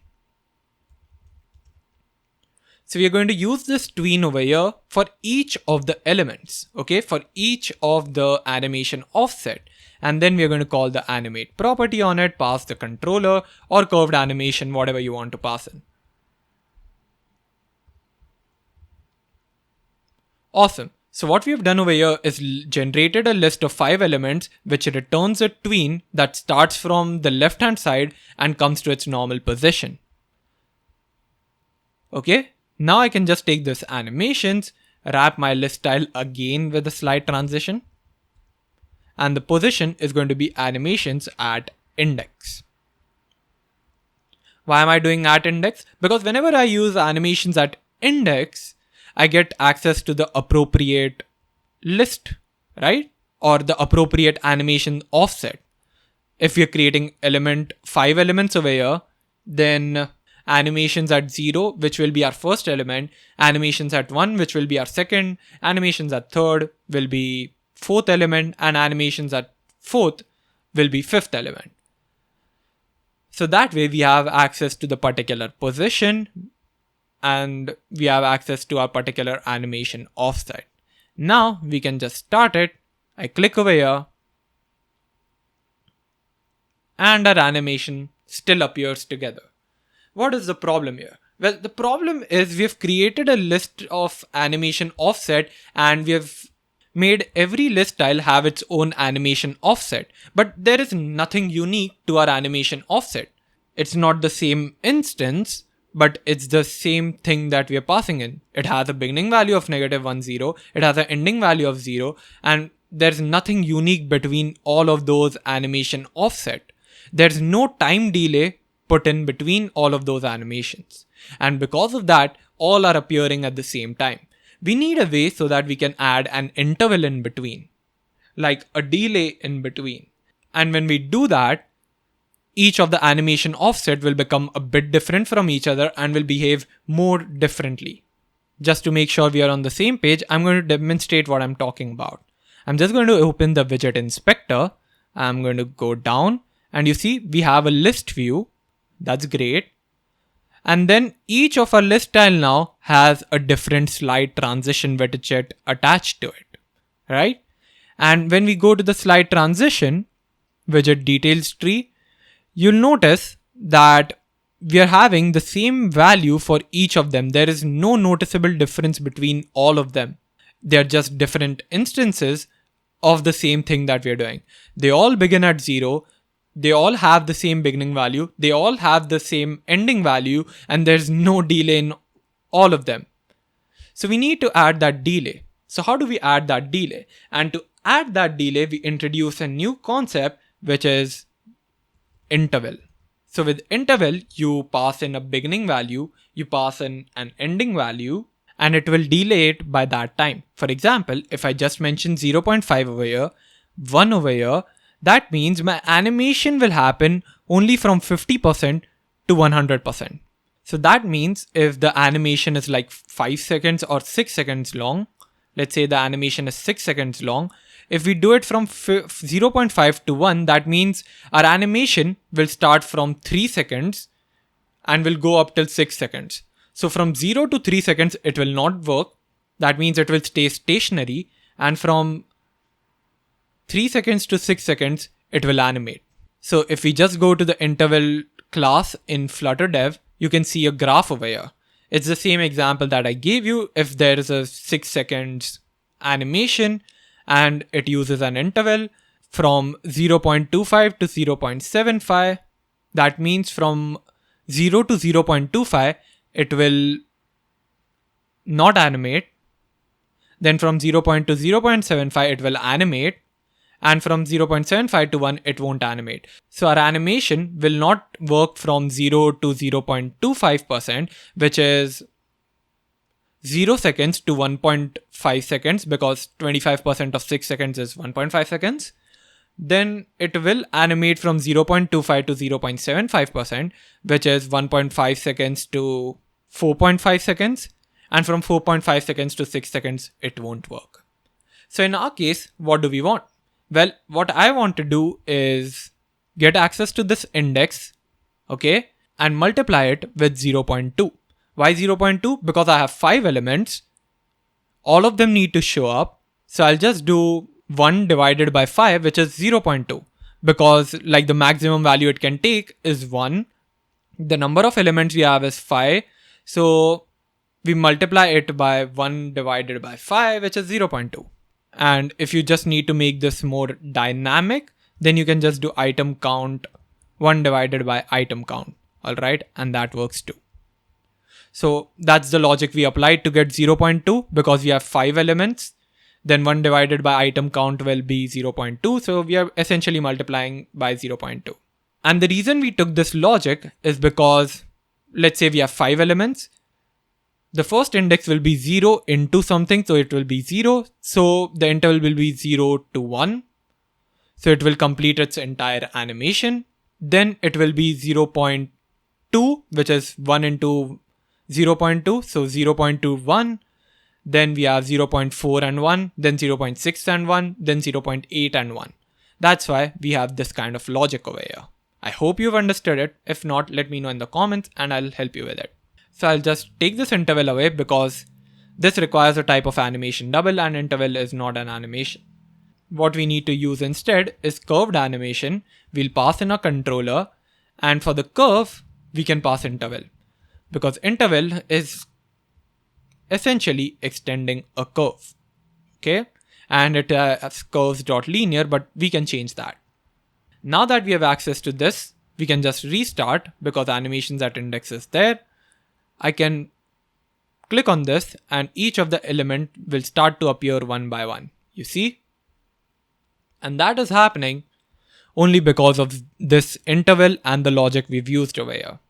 I'll just explain it again in case you didn't understand. Our index is initially 0, and 1 divided by item count will give us how much delay we want to put in.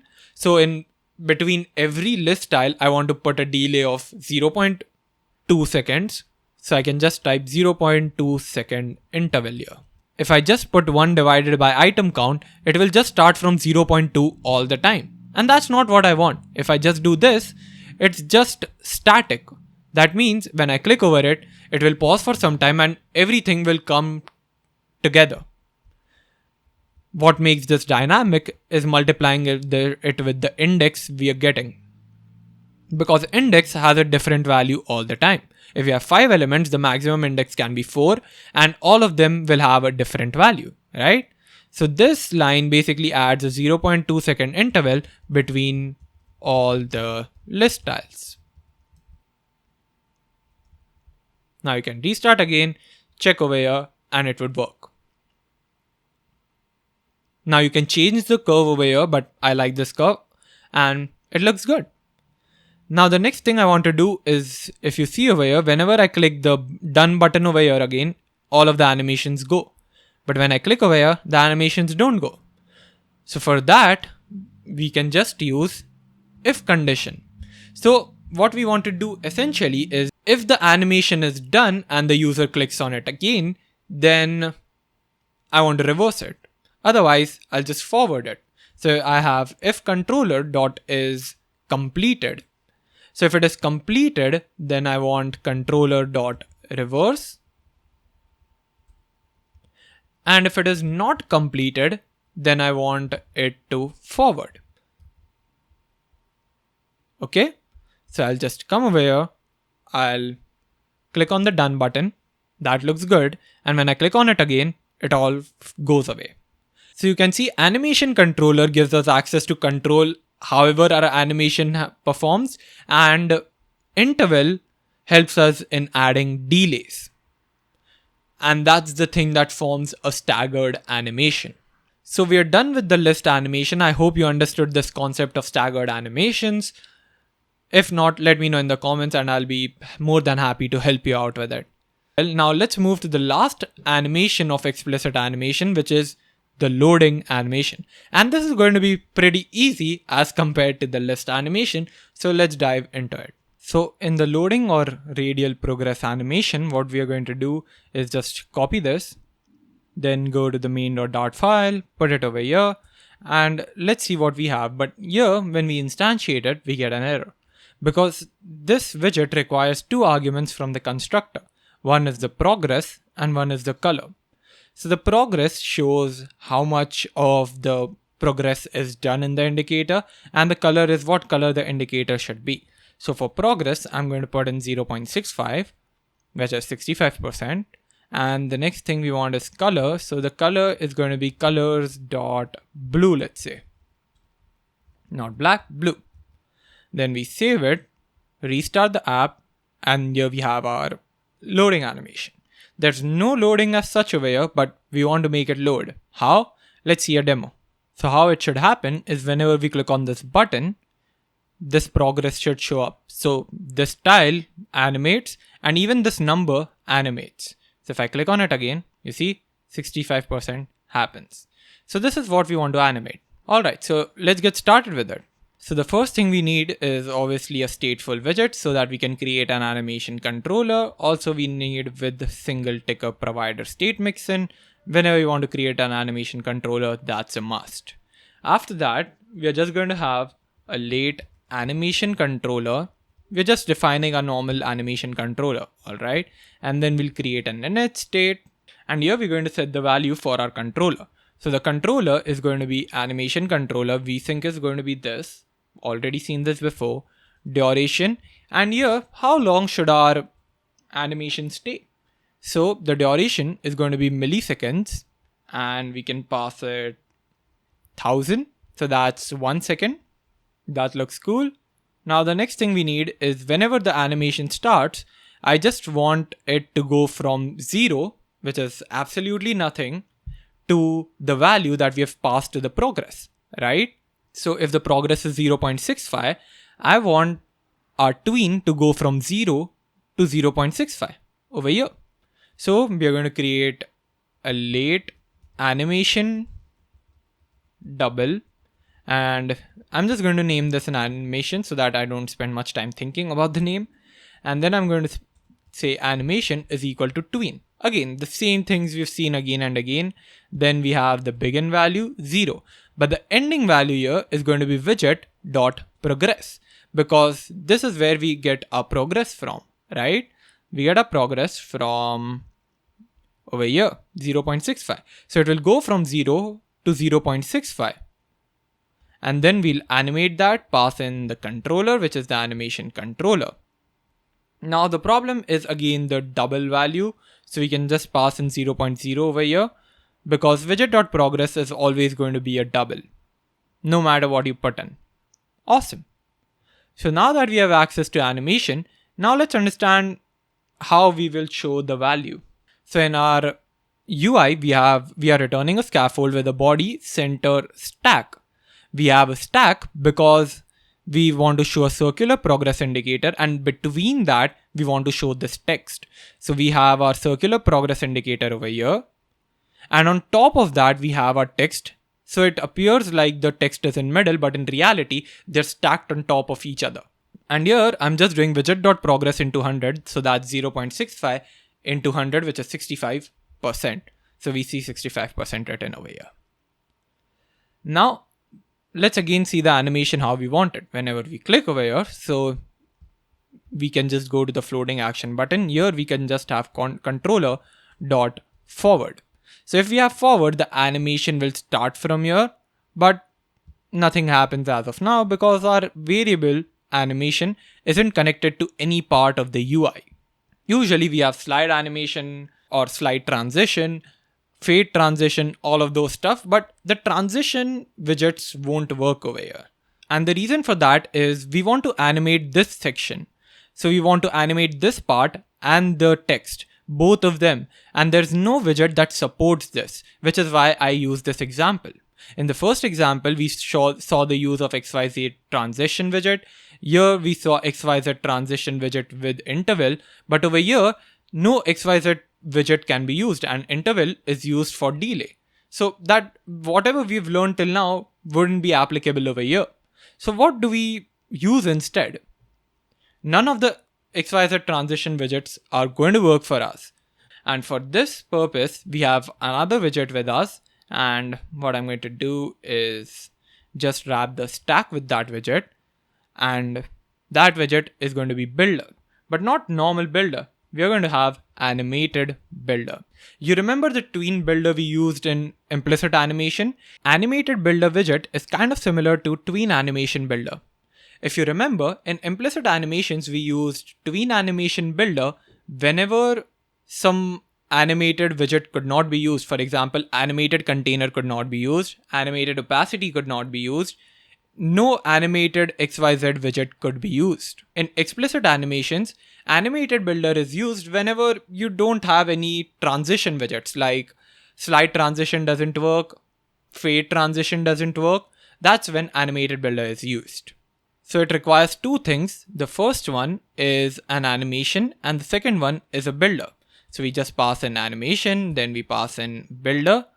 And in the builder, we have context and a widget. And the widget you already know, that's the child, the thing that doesn't rebuild. So as I said, it's kind of similar to the TweenAnimationBuilder, but this is for explicit animations because this requires a listenable. So what is this listenable? So listenable is a concept used to describe objects that can notify other parts of your code when they change or have important events. That's what our animation does, right? The animation double is an object that notifies other parts of our code when they change or have important events. That's how we know the animation is completed. That's how we know animation is dismissed. That's how we know the status of the entire animation.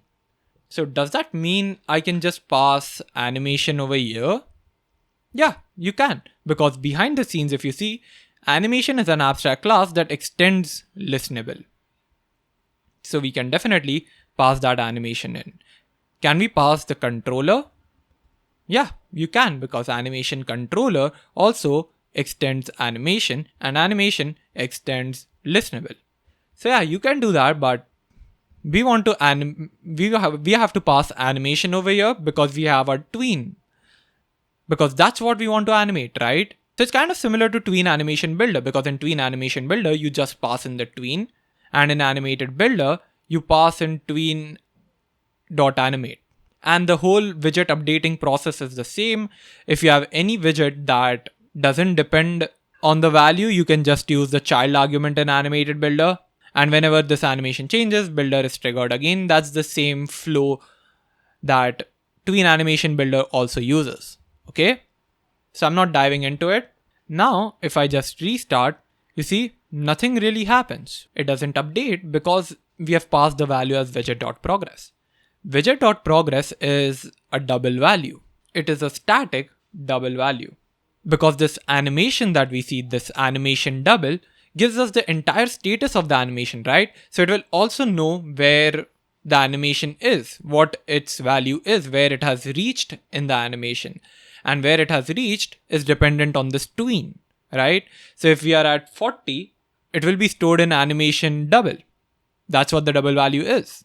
So we can just use animation.value over here, and even over here, we're not going to have widget.progress, we're going to have animation.value into 100. And now if we save it, you see we're starting from 0, and when I click over here, we have 65%. If I do it again, I'll click over here, and we have 65%. That looks good, right?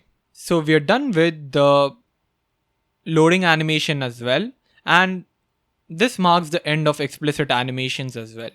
So in Explicit Animations, we learned about single ticker provider state mixin, what it is, why it's necessary, animation controller, animation class, then about tweens animating, then about controller and what all stuff it can do, then the XYZ transition widget. There are a lot of widgets that are transition widgets. You can look into all of them. We have fade transition, slide transition, scale transition. We also had align transition. Many more are there. Then we went into list animation to try out staggered animations, and we used the concept of interval. The rest of the things were pretty same. We just had to apply a bit of logic and we were able to get our staggered animations up and working. After that, we went to the loading animation where we learned about Animated Builder, and it is similar to TweenAnimationBuilder. So in general, implicit animations are animations that run or are triggered when the property inside of a widget changes, or when the value of a property inside the widget changes. And explicit animations are animations that don't animate until we explicitly tell them to animate. And that's what controller.forward did. It explicitly said to the animation that, hey, you need to start running. Also, to find a list of animated widgets that are XYZ transition widgets, you can just visit this website. I'll mention in the description below. And you can see we have fade transition, slide transition, size transition, scale transition, rotation transition, all of them. So you can take a look at them and maybe try using them in your own applications. But yeah, I'll mention the link in the description below. Go and check it out. Now you might be saying that, hey, how do I decide if I need to use implicit animations or explicit animations?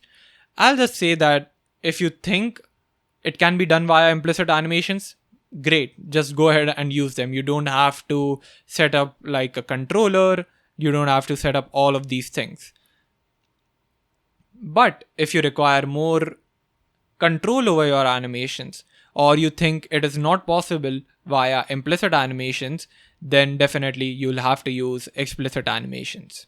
There's no hard and fast rule that, hey, you need to use this at this time, this at that time. You can use implicit animations or explicit animations whenever you want, or you can just combine them and make one great animation. So yeah, let's get done with it. We are done with implicit and explicit. Now let's dive into page route builder animation. This also requires the concept of explicit animations, but we're going to focus more on the page route part of it. Okay, so let's get started with splash animation. Okay, so as usual, we are just going to take the splash animation. We're going to go to the main.dart file, and put it in the home, and make sure to import splash animation. There we go. And now if we restart the app and come over here, this is what we have, a blue dot, nothing else. But if we go to the code, you'll see that we have a first screen and we also have another screen down here. The first screen has a scaffold with a body of centered container with width and height of 100 and a circular blue thing over here. In the second screen, which is called the destination, we have a stateless widget, and here we are just returning a scaffold with the blue color and an app bar that says go back, nothing else. So what we want to do in this animation is go from splash animation to destination. And that's pretty easy, right? If we just wrap our container with a gesture detector widget, we use on tap, and if we do navigator dot of context dot push material page route, I'm not using named arguments or named routes in this case, and then we'll have context, and then we'll just return the destination. That's the destination screen. All right. Also put a const over here. Cool. Now if I restart, nothing changes, but when I click on this circle, I go to a new page which is blue in color and has an app bar of go back. And this works fine. But what do I have to do to make it look different? I want to add animations over here so that it looks completely different. So let me show you a demo of that. So this is the completed animation. I'll just play the recording and you'll see it. When I click on this blue button over here, it should animate like this. You see, I'll just go back now, and once again when I click on it, you can see the animation. This is what we want to animate to. Right now, we only have this. When I click over here, I just shift the screen without any animation. So let's add this animation. Will be cool. So how and where do we start? So to understand this, we'll have to break the animation down once again. What is happening in this animation? If I start playing it, the button is clicked on, the blue thing that is there, it's clicked on. Then it starts expanding and it takes the entire screen width. Okay. After it has taken the entire screen height and width, it goes to the new page, and in the new page, you see there's kind of like a fade animation. If we just come back, you see, slowly it starts to appear. So it's a mixture of two kind of animations. The first one is on the current page we are on. This is clicked on and it expands to the entire screen. And the second animation is of the app bar. The app bar fades in. So let's get started. We know how to make this happen, right? First, we'll just convert our stateless to a stateful widget. Okay. Now I'll just pass in with single ticker provider state mixin.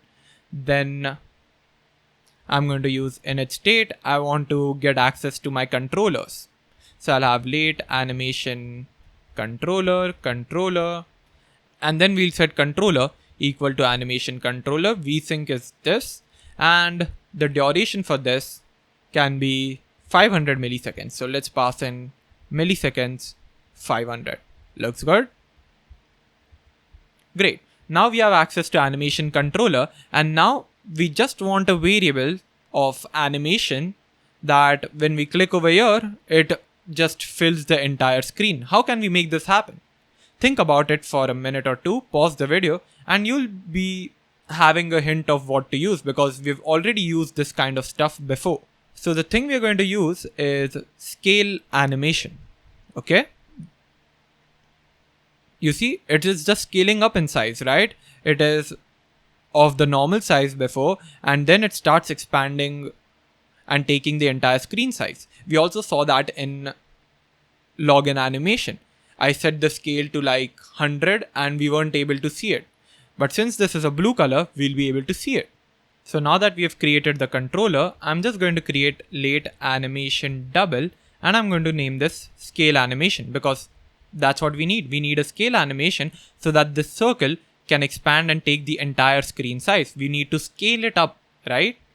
And then we can just take scale animation and set it equal to, let's say, tween, where the beginning value is something and the ending value is something. So what will the beginning value be? If we set it to 0, then the entire container will also become 0 because we are using scale transition, right? So if we use 0 in the starting, we'll not be able to see anything. If we use 1, we'll be able to see the normal container. And if the end is 10, that's great. It will take the entire screen width and height and size, I'm assuming. If not, we'll change the value. Then we can call .animate on it, pass the controller to it, and we're done. But also, we need to mark this as double. Perfect. Now I can just take the scale animation, wrap our container with a widget like scale transition, scale, and we'll pass scale as scale animation. Cool. Now if I start, we see a circle, and when I click on it, we again go back to the other screen. No animation happens because controller.forward wasn't called yet. So we can just remove the on tap and have controller.forward. I know I've rushed this part a little bit, and that's because this is Explicit Animations. I hope you're able to make this on your own, because Explicit Animations, we've gone through 3 examples, and scale transition was used in one of them. The thing we are concerned about is the page route builder that we're going to take a look at in just a moment. But let's see if we've figured out the explicit animation part of it. Now if I click over here, you see, we're done. We have made this part of the animation happen. Now the next part of the animation is, which is like after this is done, the app bar starts to appear. This app bar appears because we have transitioned to another widget. So as soon as our animation over here gets completed, we want to make sure that we move to another screen. And for that, we've already taken a look at it, right? We can just use the properties present on controller. If we just have controller.addListener, we're good. So if we use controller.addListener or scaleAnimation.addListener, both will do the same thing. So you can use either of them. Let's shift back to controller. Doesn't make a difference. And now we can just check over here. If controller.isAnimating is completed, right? If the controller is completed, the entire animation of controller is completed, that is 500 milliseconds have passed, then we just want to navigate to another widget. So we can just call navigator.offContext.push material page route, builder will be context, and finally, what is the widget we want to go to? Destination. So we'll just put in constant destination. Perfect. So now if I restart my app, click over here, you see, I'm going to the new page. It works. Our animation is now working. That's great. But the problem here is if I go back, I'm welcome with a screen that is completely blue. I don't want the blue screen. I want my blue dot or my blue container, which was this small, back again. The reason it is entirely blue is because we have scaled up our animation. It is now at 10. So it is showing us a container which is fully blue. We want to make sure that it resets its position. It comes back to its normal position. The scale transition is 1 again. It shouldn't be 10 anymore. And this should happen only when the animation is completed. So that's why here I can just say controller.reset, right? If I call controller.reset and restart my app, you see, I come over here, I go back to the new page, and when I click on the back arrow button, I see this blue dot again.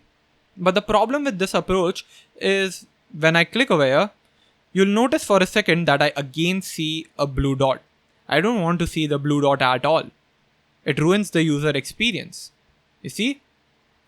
So what I want to do to fix this is make sure that this entire animation controller's duration, the entire 500 milliseconds is over, the transition has happened, and after that I reset it.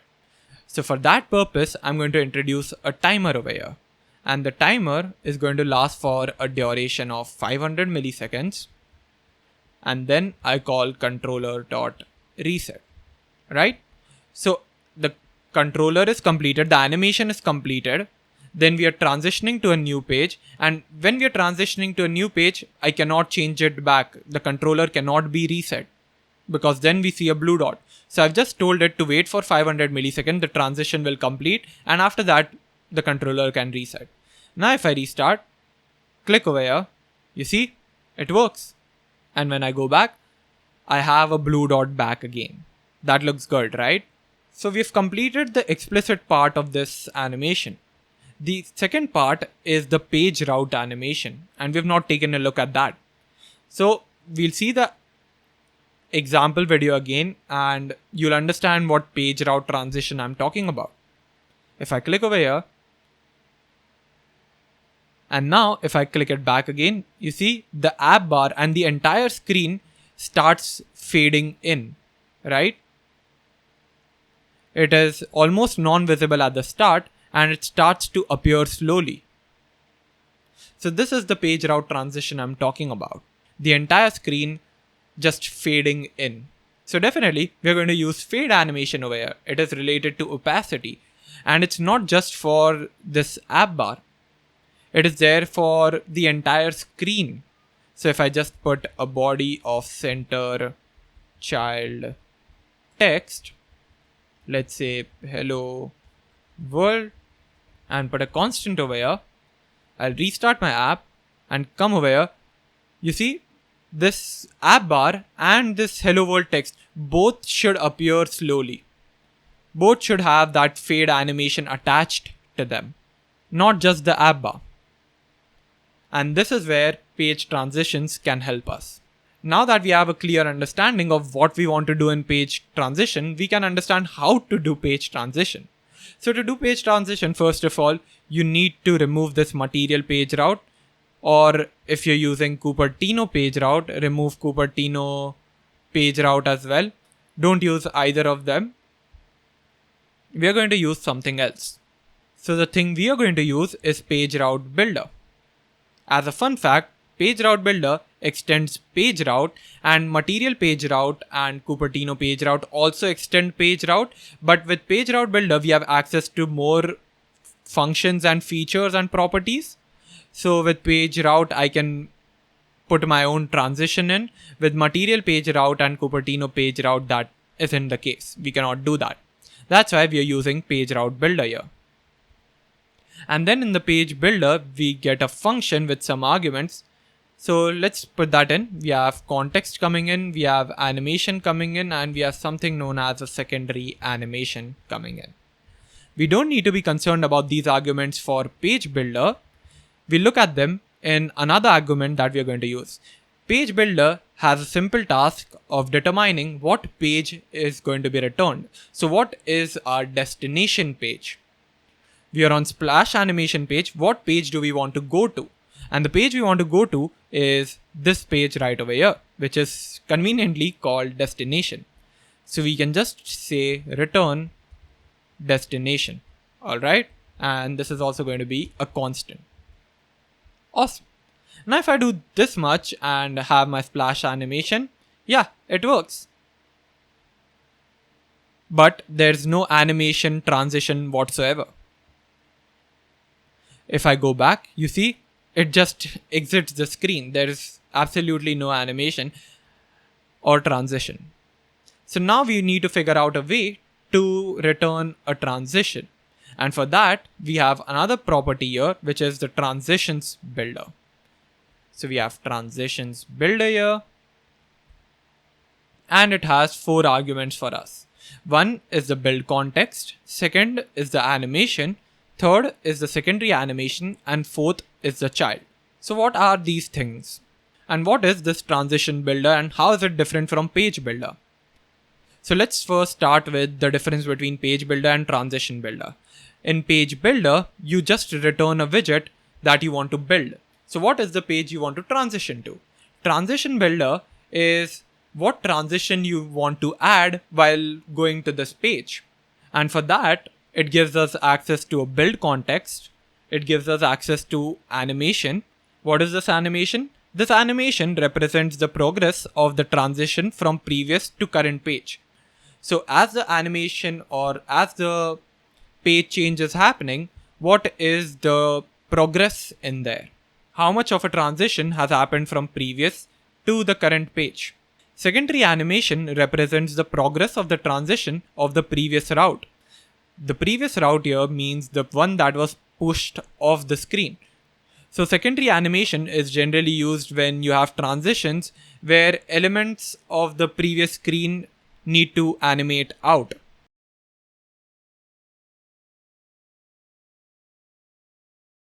And then finally, this widget child is the widget that is returned from here. What is the page builder returning? That widget is going to be the child over here. So we have figured out the destination as the page. Now what sort of animation or transition do we want to apply? Well, it's pretty simple. I want an animation that looks like this. You see, in the beginning there's nothing and slowly it starts appearing. So it's a fade transition. So we can just return fade transition.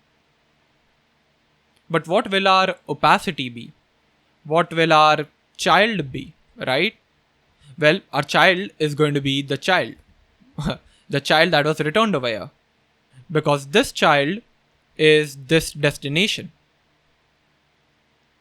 So we essentially want to have the child as this destination, right? Even when we have our scale transition over here, the child is this container because that's what we want to animate. The same happens over here. Destination page is what we want to animate, so we are returning a fade transition with child as over here. And what is the opacity going to be? So the opacity should only be dependent on how much of the transition has already happened. So if the transition is fully completed, and by transition here I mean the transition from previous to the current page, if that transition has already happened, then I want to display the app bar and the entire screen. Otherwise, I don't want to display the entire screen. So our opacity is going to be this particular animation, because this animation tells us what is the progress of the animation from the previous to the current page, and that's exactly what the opacity should also be. It should be 0 if nothing is seen on the screen. That means the transition has not started. It should be 0.2 if we've completed 0.2% of the entire transition. So we can just put animation and we're good to go. Now if I restart the app, click over here, you see we have our proper animation there and it looks great. One thing to note over here is that the page builder only builds once. The transition builder, however, can get called many times.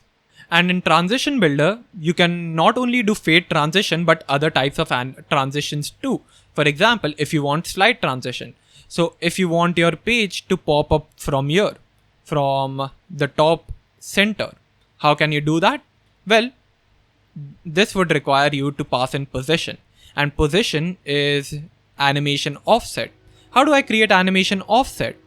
So how can I get this animation offset? This only gives me animation double, right? So how can we do it? We can create our own tween and make that happen. So I can just go ahead and create my own tween, which is equal to tween. Beginning value will be an offset. And where do I want it to begin from? From the center and from the top. So my dx is going to be 0 because we want it to start from here. So I'm on 0 position and I want y to go to -1. Okay. And let's put constant over here. Then the ending value. What will the ending value be? Well, offset.0. I just want to come back to my normal position. Great. Now that I have my tween, I can just call .animate property on it. Now what will the parent over here be? Well, the parent usually used to be animation controller, but here we are not going to create animation controller. And the reason for that is we already have access to an animation double, which is this particular animation. We can just take that in and put it over here. And then we can pass the tween over here. The slide transition should work. So let's restart it. Click over here. And you see that dropped in from top to bottom. So the reason it worked was in the tween we just mentioned the beginning value, -1, 0 from somewhere from over here outside the screen, coming back to the normal position. And then we are animating using the animation object. This animation object, as I told before many times, tells us the progress of the transition from previous to the current page. So I'm just saying that, hey, just animate on the basis of this. This is your parent widget, or this is your parent object. Just take this and on the basis of that, animate it for us. And that's why this was pretty quick, right? If we just see, this was pretty quick. And of course, if you don't like this, you can wrap your widget with a curved animation as well. So if you just put a curved animation, pass the parent as this animation, and the curve can be curves.ease in, out. Let's try this. And let's restart the app. Click over here, and you see, this looks much better. So you can play around with this and you'll have your perfect transition. You can create your own tweens. You can use your own curved animations. You can make your own curves. You can do whatever you want over here. And that would work just fine. In Page Route Builder, there is other things you can change like transition duration, reverse transition duration. Transition duration is just like how long is the transition going to last. Reverse transition duration is when the screen is popped off, the transition happens in reverse, right? So how long should that duration be? And rest of the other things you can take a look at. So this was Page Route Builder and many stuff that you can do inside of it. The next thing I want to show you is how you can continuously use this Page Route Builder. For example, you like a certain transition so much that you want to apply it to all screens of your app. So if your app has like 20 screens, you've made some transition and you want to use it to transition from one page to another in your entire app. How will you do that? Will you keep on writing this Page Route Builder everywhere? Yeah, you can do that. But the problem with that is, what if you start disliking that animation? If you start disliking that animation and transition, you'll have to go through your 20 screens, change stuff everywhere, and that's not an elegant solution. So for that reason, we can create our own route. So what I'm going to do is go down here and I'm just going to have class my custom route transition, and we can just extend that to Page Route Builder. So if I do this and extend it, it gives me an error, and the error is there because we need a super argument. So we can just create constructor to call super and we're good. Now I just want to implement all of my logic that I had implemented over here in this particular class. And then I can keep using this my custom route transition everywhere. So instead of requiring this argument from the constructor, I'm going to write it on my own. So I'm just going to remove this off. I'm going to put a colon here and I'm going to have my super argument like this. Also here we would require the route. So what route are you transitioning to? What page you want to go to? So I would require that, and rest of the things I can just implement over here.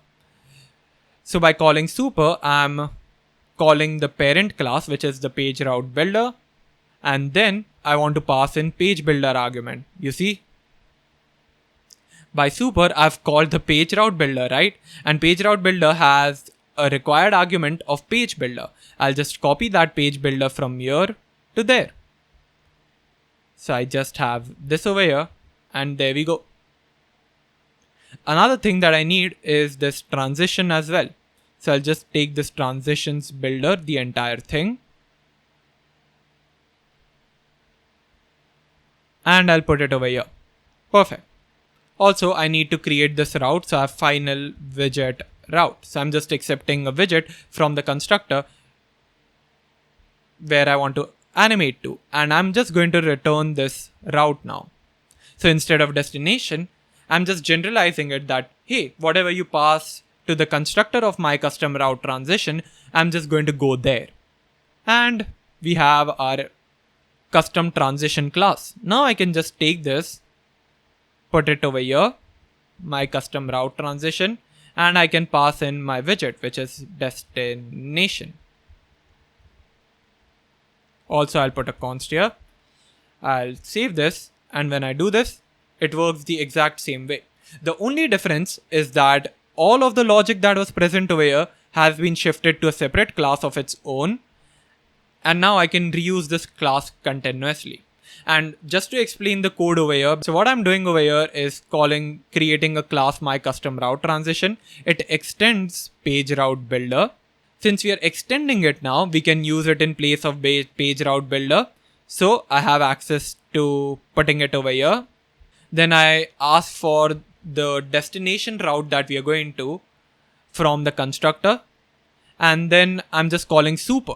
Super refers to PageRouteBuilder only. So I'm calling this class over here and passing the required arguments to it. So the page builder should return the route that I'm getting from the constructor. The transitions builder should transition like this. The entire logic that we had written before. And now I can reuse this myCustomRouteTransition again and again. So I hope you understood this, and I know this can be a bit tricky to understand, but if you analyze the code on your own, you'll be able to understand. If not, let me know in the comment section and I'll try my best to explain it again. So now let's get started with Custom Painter.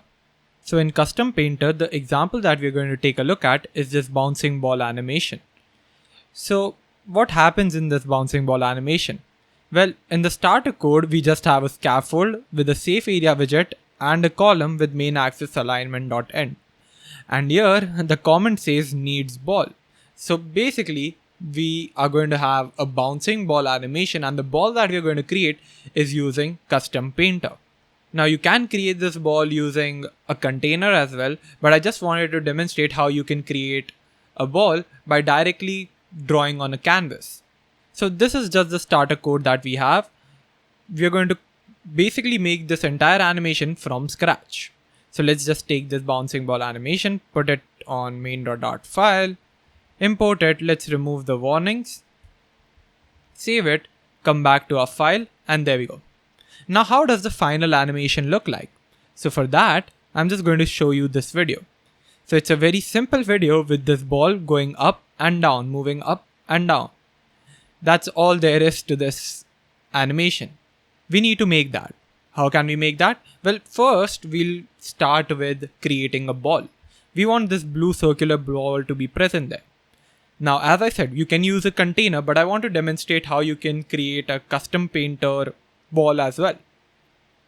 So first, what is Custom Painter?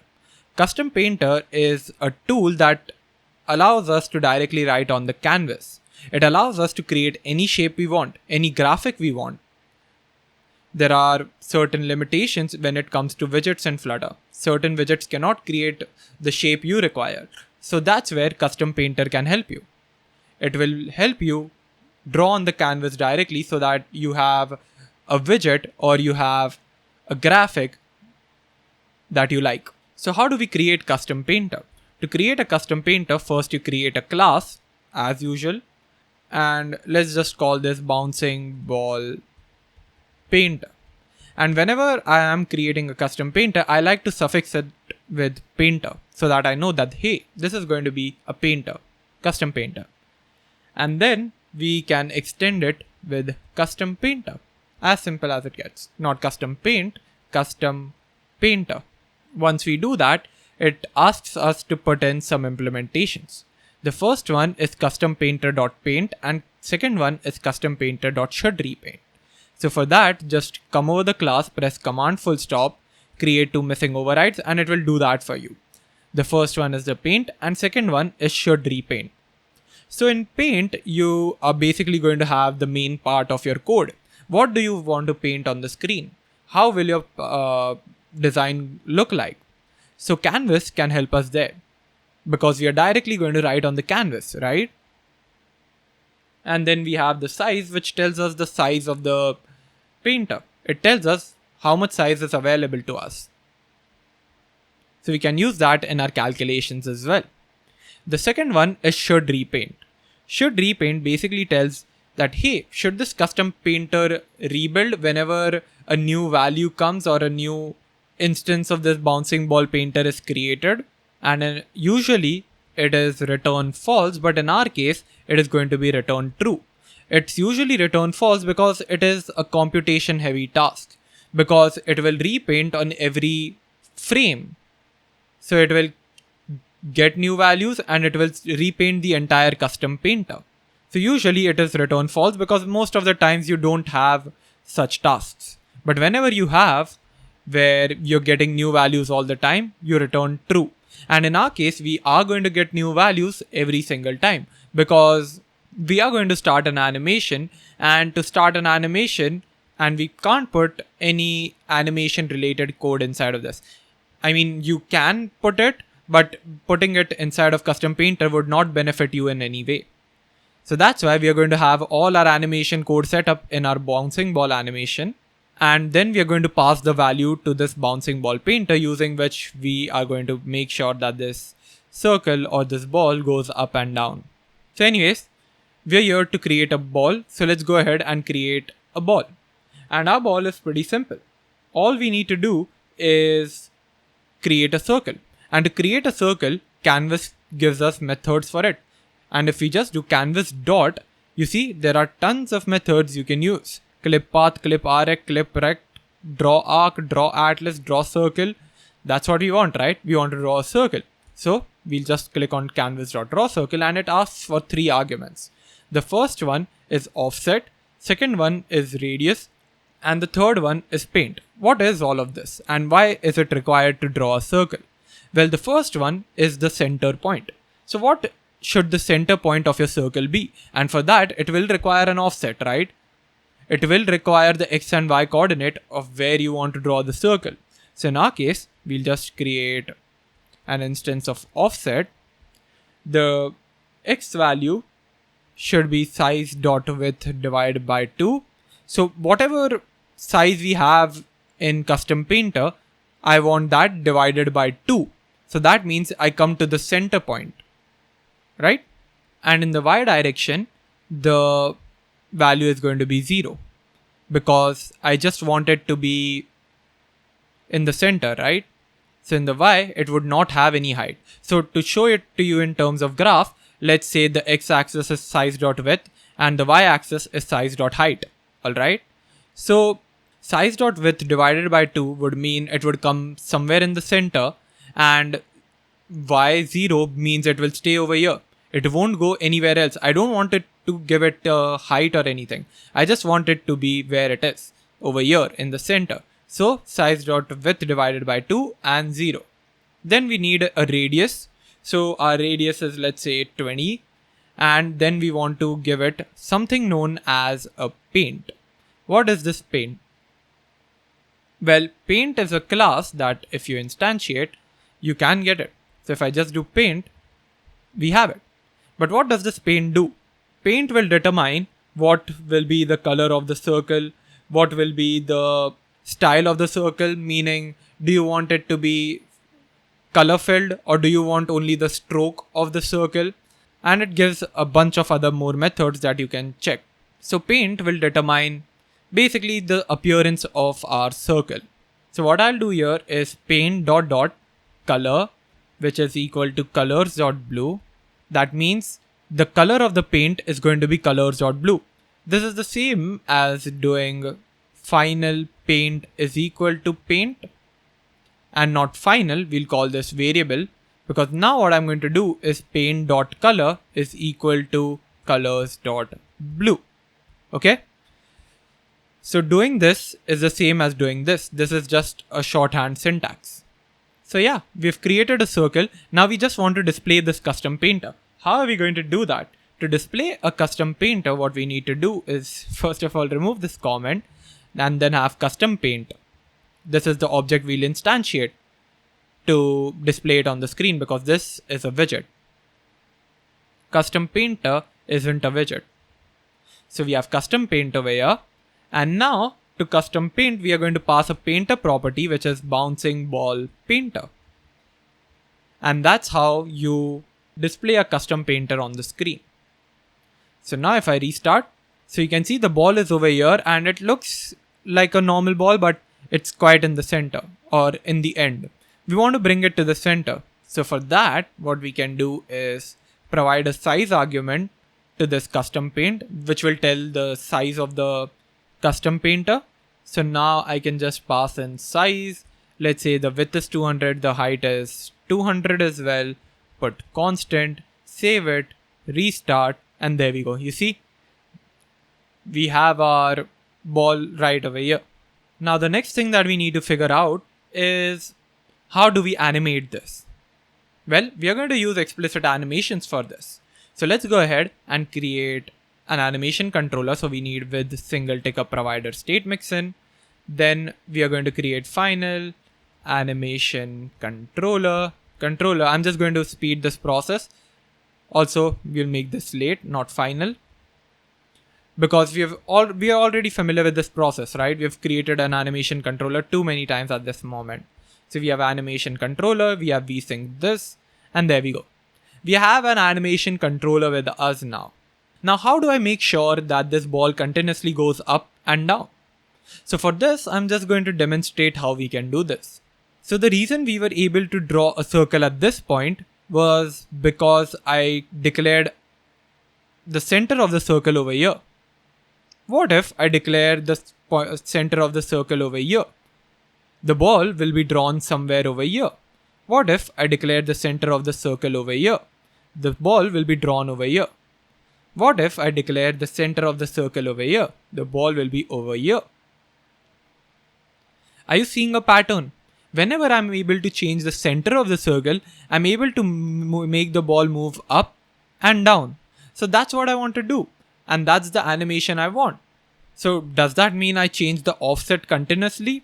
Not really. Because if we change the offset, it is also likely that our width or the x direction is changing. In our case, only one direction is changing, which is the y direction. So we need to figure out a way such that only this y part keeps on animating. So for that, we can just use a double value, right? So instead of using an offset, we can just use animation double, which will keep track of the height because only the y part is going to change. We would have used offset if the y and the x direction both were changing. In our case, only one component is changing, which is the y direction. So we have animation here. Then I can set animation equal to tween. The beginning value will be 0 and the ending value will be 1. And then I'll just animate and pass in the controller. As simple as it gets. Now I can take this animation and attach it to the custom painter. But how will I attach it? Custom painter doesn't have any property like this. What I essentially want to do is pass animation.value, so the value of the current animation, to this custom painter, so that I can make some changes over here, in the center part especially.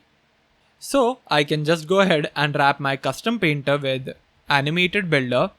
I'll pass the animation over here. And because of that, this custom painter will get rebuilt or will get re-instantiated every single time the animation tween is changing. So we have builder, context, child, and we return a custom painter. Simple. Now I want to pass the value to this painter, right? So I'll accept it from the constructor because it is a class, right? If I have a class, I can just pass it through the constructor. So I have final double animation value, let's call it that. And I'm going to accept it from the constructor, this dot animation value. Cool. And now I can just pass in animation dot value like this. Simple. So I have animation value passed through the parameter over here, and the animation value gets the current value of the animation. So just to make sure we are on the same page, I'll just print this animation value here. I'll restart and you'll see 0.0 is over here. And the reason it is only 0.0 and it is not animating is because I've not called controller.forward. So I just need to do controller.forward and restart. And then we have an error. The error is there because we haven't passed in a duration. So let's go ahead, pass the duration in. Let's put the duration as 1 second. That should be good. So the 1 second is there. And now if I restart the app, you see these values keep coming in. So we have a new value of animation every single time, but the ball here doesn't move. And that's because nothing is really associated with this animation value. We've got the animation value, but we need to make a difference now. We need to use this animation value somewhere. So how are we going to use it? Well, my proposed algorithm is that we just have to change the height. So instead of doing anything over here, we are going to change the y part that was present over here. Over here, this thing over here. We need to change this. So the next thing we need to understand is this is the value where our ball is when the y direction is 0. What if I put size.height over here? Alright. Where will the ball go? Up or down? You see, the ball comes over here. So that means at 0 it is over here, at size.height it is over here. So I need to keep animating till 0 changes to size.height. So that means I can just do size.height minus size.height into animation value. What this means is if the size.height is, let's say, 20, then it will become 20 minus the size.height is again 20. So 20 into 0 at first. So in the beginning, it will start from somewhere over here. And as the animation value increases, size.height minus this entire thing will tend towards 0. So if it becomes 0, it will go at the top, right? So that means we have an animation that goes from here till here. Let's see if it works. If I restart, you see, this goes from here to here. So that means one part of our animation is done. Going from down to up. Now how do I make sure that it goes up to down again? And for that, we'll again have to think. To understand this, you need to understand that when the ball goes from bottom to up, the animation is completed. So if the animation is completed, what we want to do is just reverse it, right? So if it goes from bottom to up, the animation completes, and then we say that, hey, just go reverse. Just go back over here. And then when it goes back, you say, just start again. And then the loop continues. How can we do that? To do that, we can use listeners, right? We'll listen to our animation and then just check, hey, is the animation completed? If the animation is completed, just reverse. So we can just have in our init state animation.add status listener. Add listener is called whenever something in animation changes. Add status listener is called whenever the status changes. So if the animation is completed, this listener will get triggered. And that's what we want. So here I'm just going to say if status is equal to animation status, which is the type over here for the status as well. And this animation status is an enum. So if animation status dot completed. So if the animation is completed, then I just want to reverse it. So I'll just have controller.reverse. And then when I save it, I'll restart my app and we see it goes from bottom to up and then again bottom. But then it stops. It doesn't move ahead. It doesn't move ahead because we've just said that, hey, if the animation is completed, reverse it. But after that, what?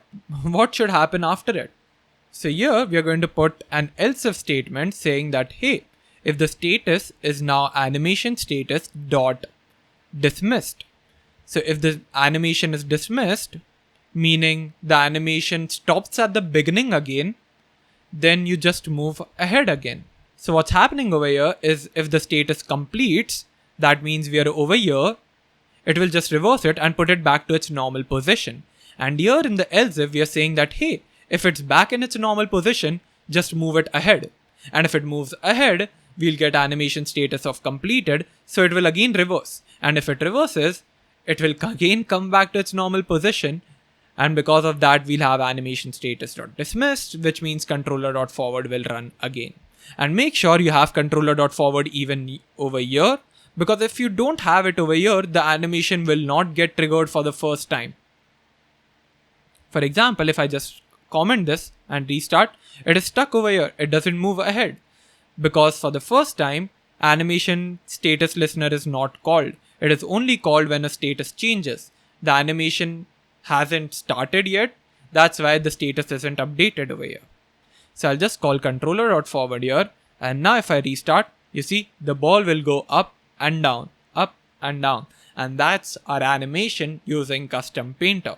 Yes, you could have done this entire thing with animated builder and container, but that wasn't the point. The point was to use custom painter along with animations and knowing that custom painter can be repainted again and again. So I hope you understood this example. I'm just going to take a quick recap so that you understood what I did. We have created a controller. We have init state where we are initializing a controller and the duration of this is 1 second. Then we're creating an animation of double type. We could have created animation of the type offset, but we did not because in our custom painter, only one part of the offset had to change. And that was the Y component. The X component stays as it is, where it is. That's why we have not used animation offset. Then we have given it a tween value and animated it. Then we have our animated builder over here where we have returned a custom painter. If we remove this animated builder, this custom painter won't update, even though it has animation.value over here, because it doesn't update all the time. It will only update when animated builder tells it to update. You see? So this is the importance of animated builder as well. Now that we have animated builder, we have custom painter over here, we have passed the animation.value to this bouncing ball painter. And the animation is over here in animation value variable in this class. Now we are trying to draw a circle. So our circle starts at size.width divided by 200. So it starts somewhere over here. And then the height is dynamic because the height continuously has to change, right? And to determine this height change, what we did was determine where size.height is, where 0 is, and based on that, we are changing the values.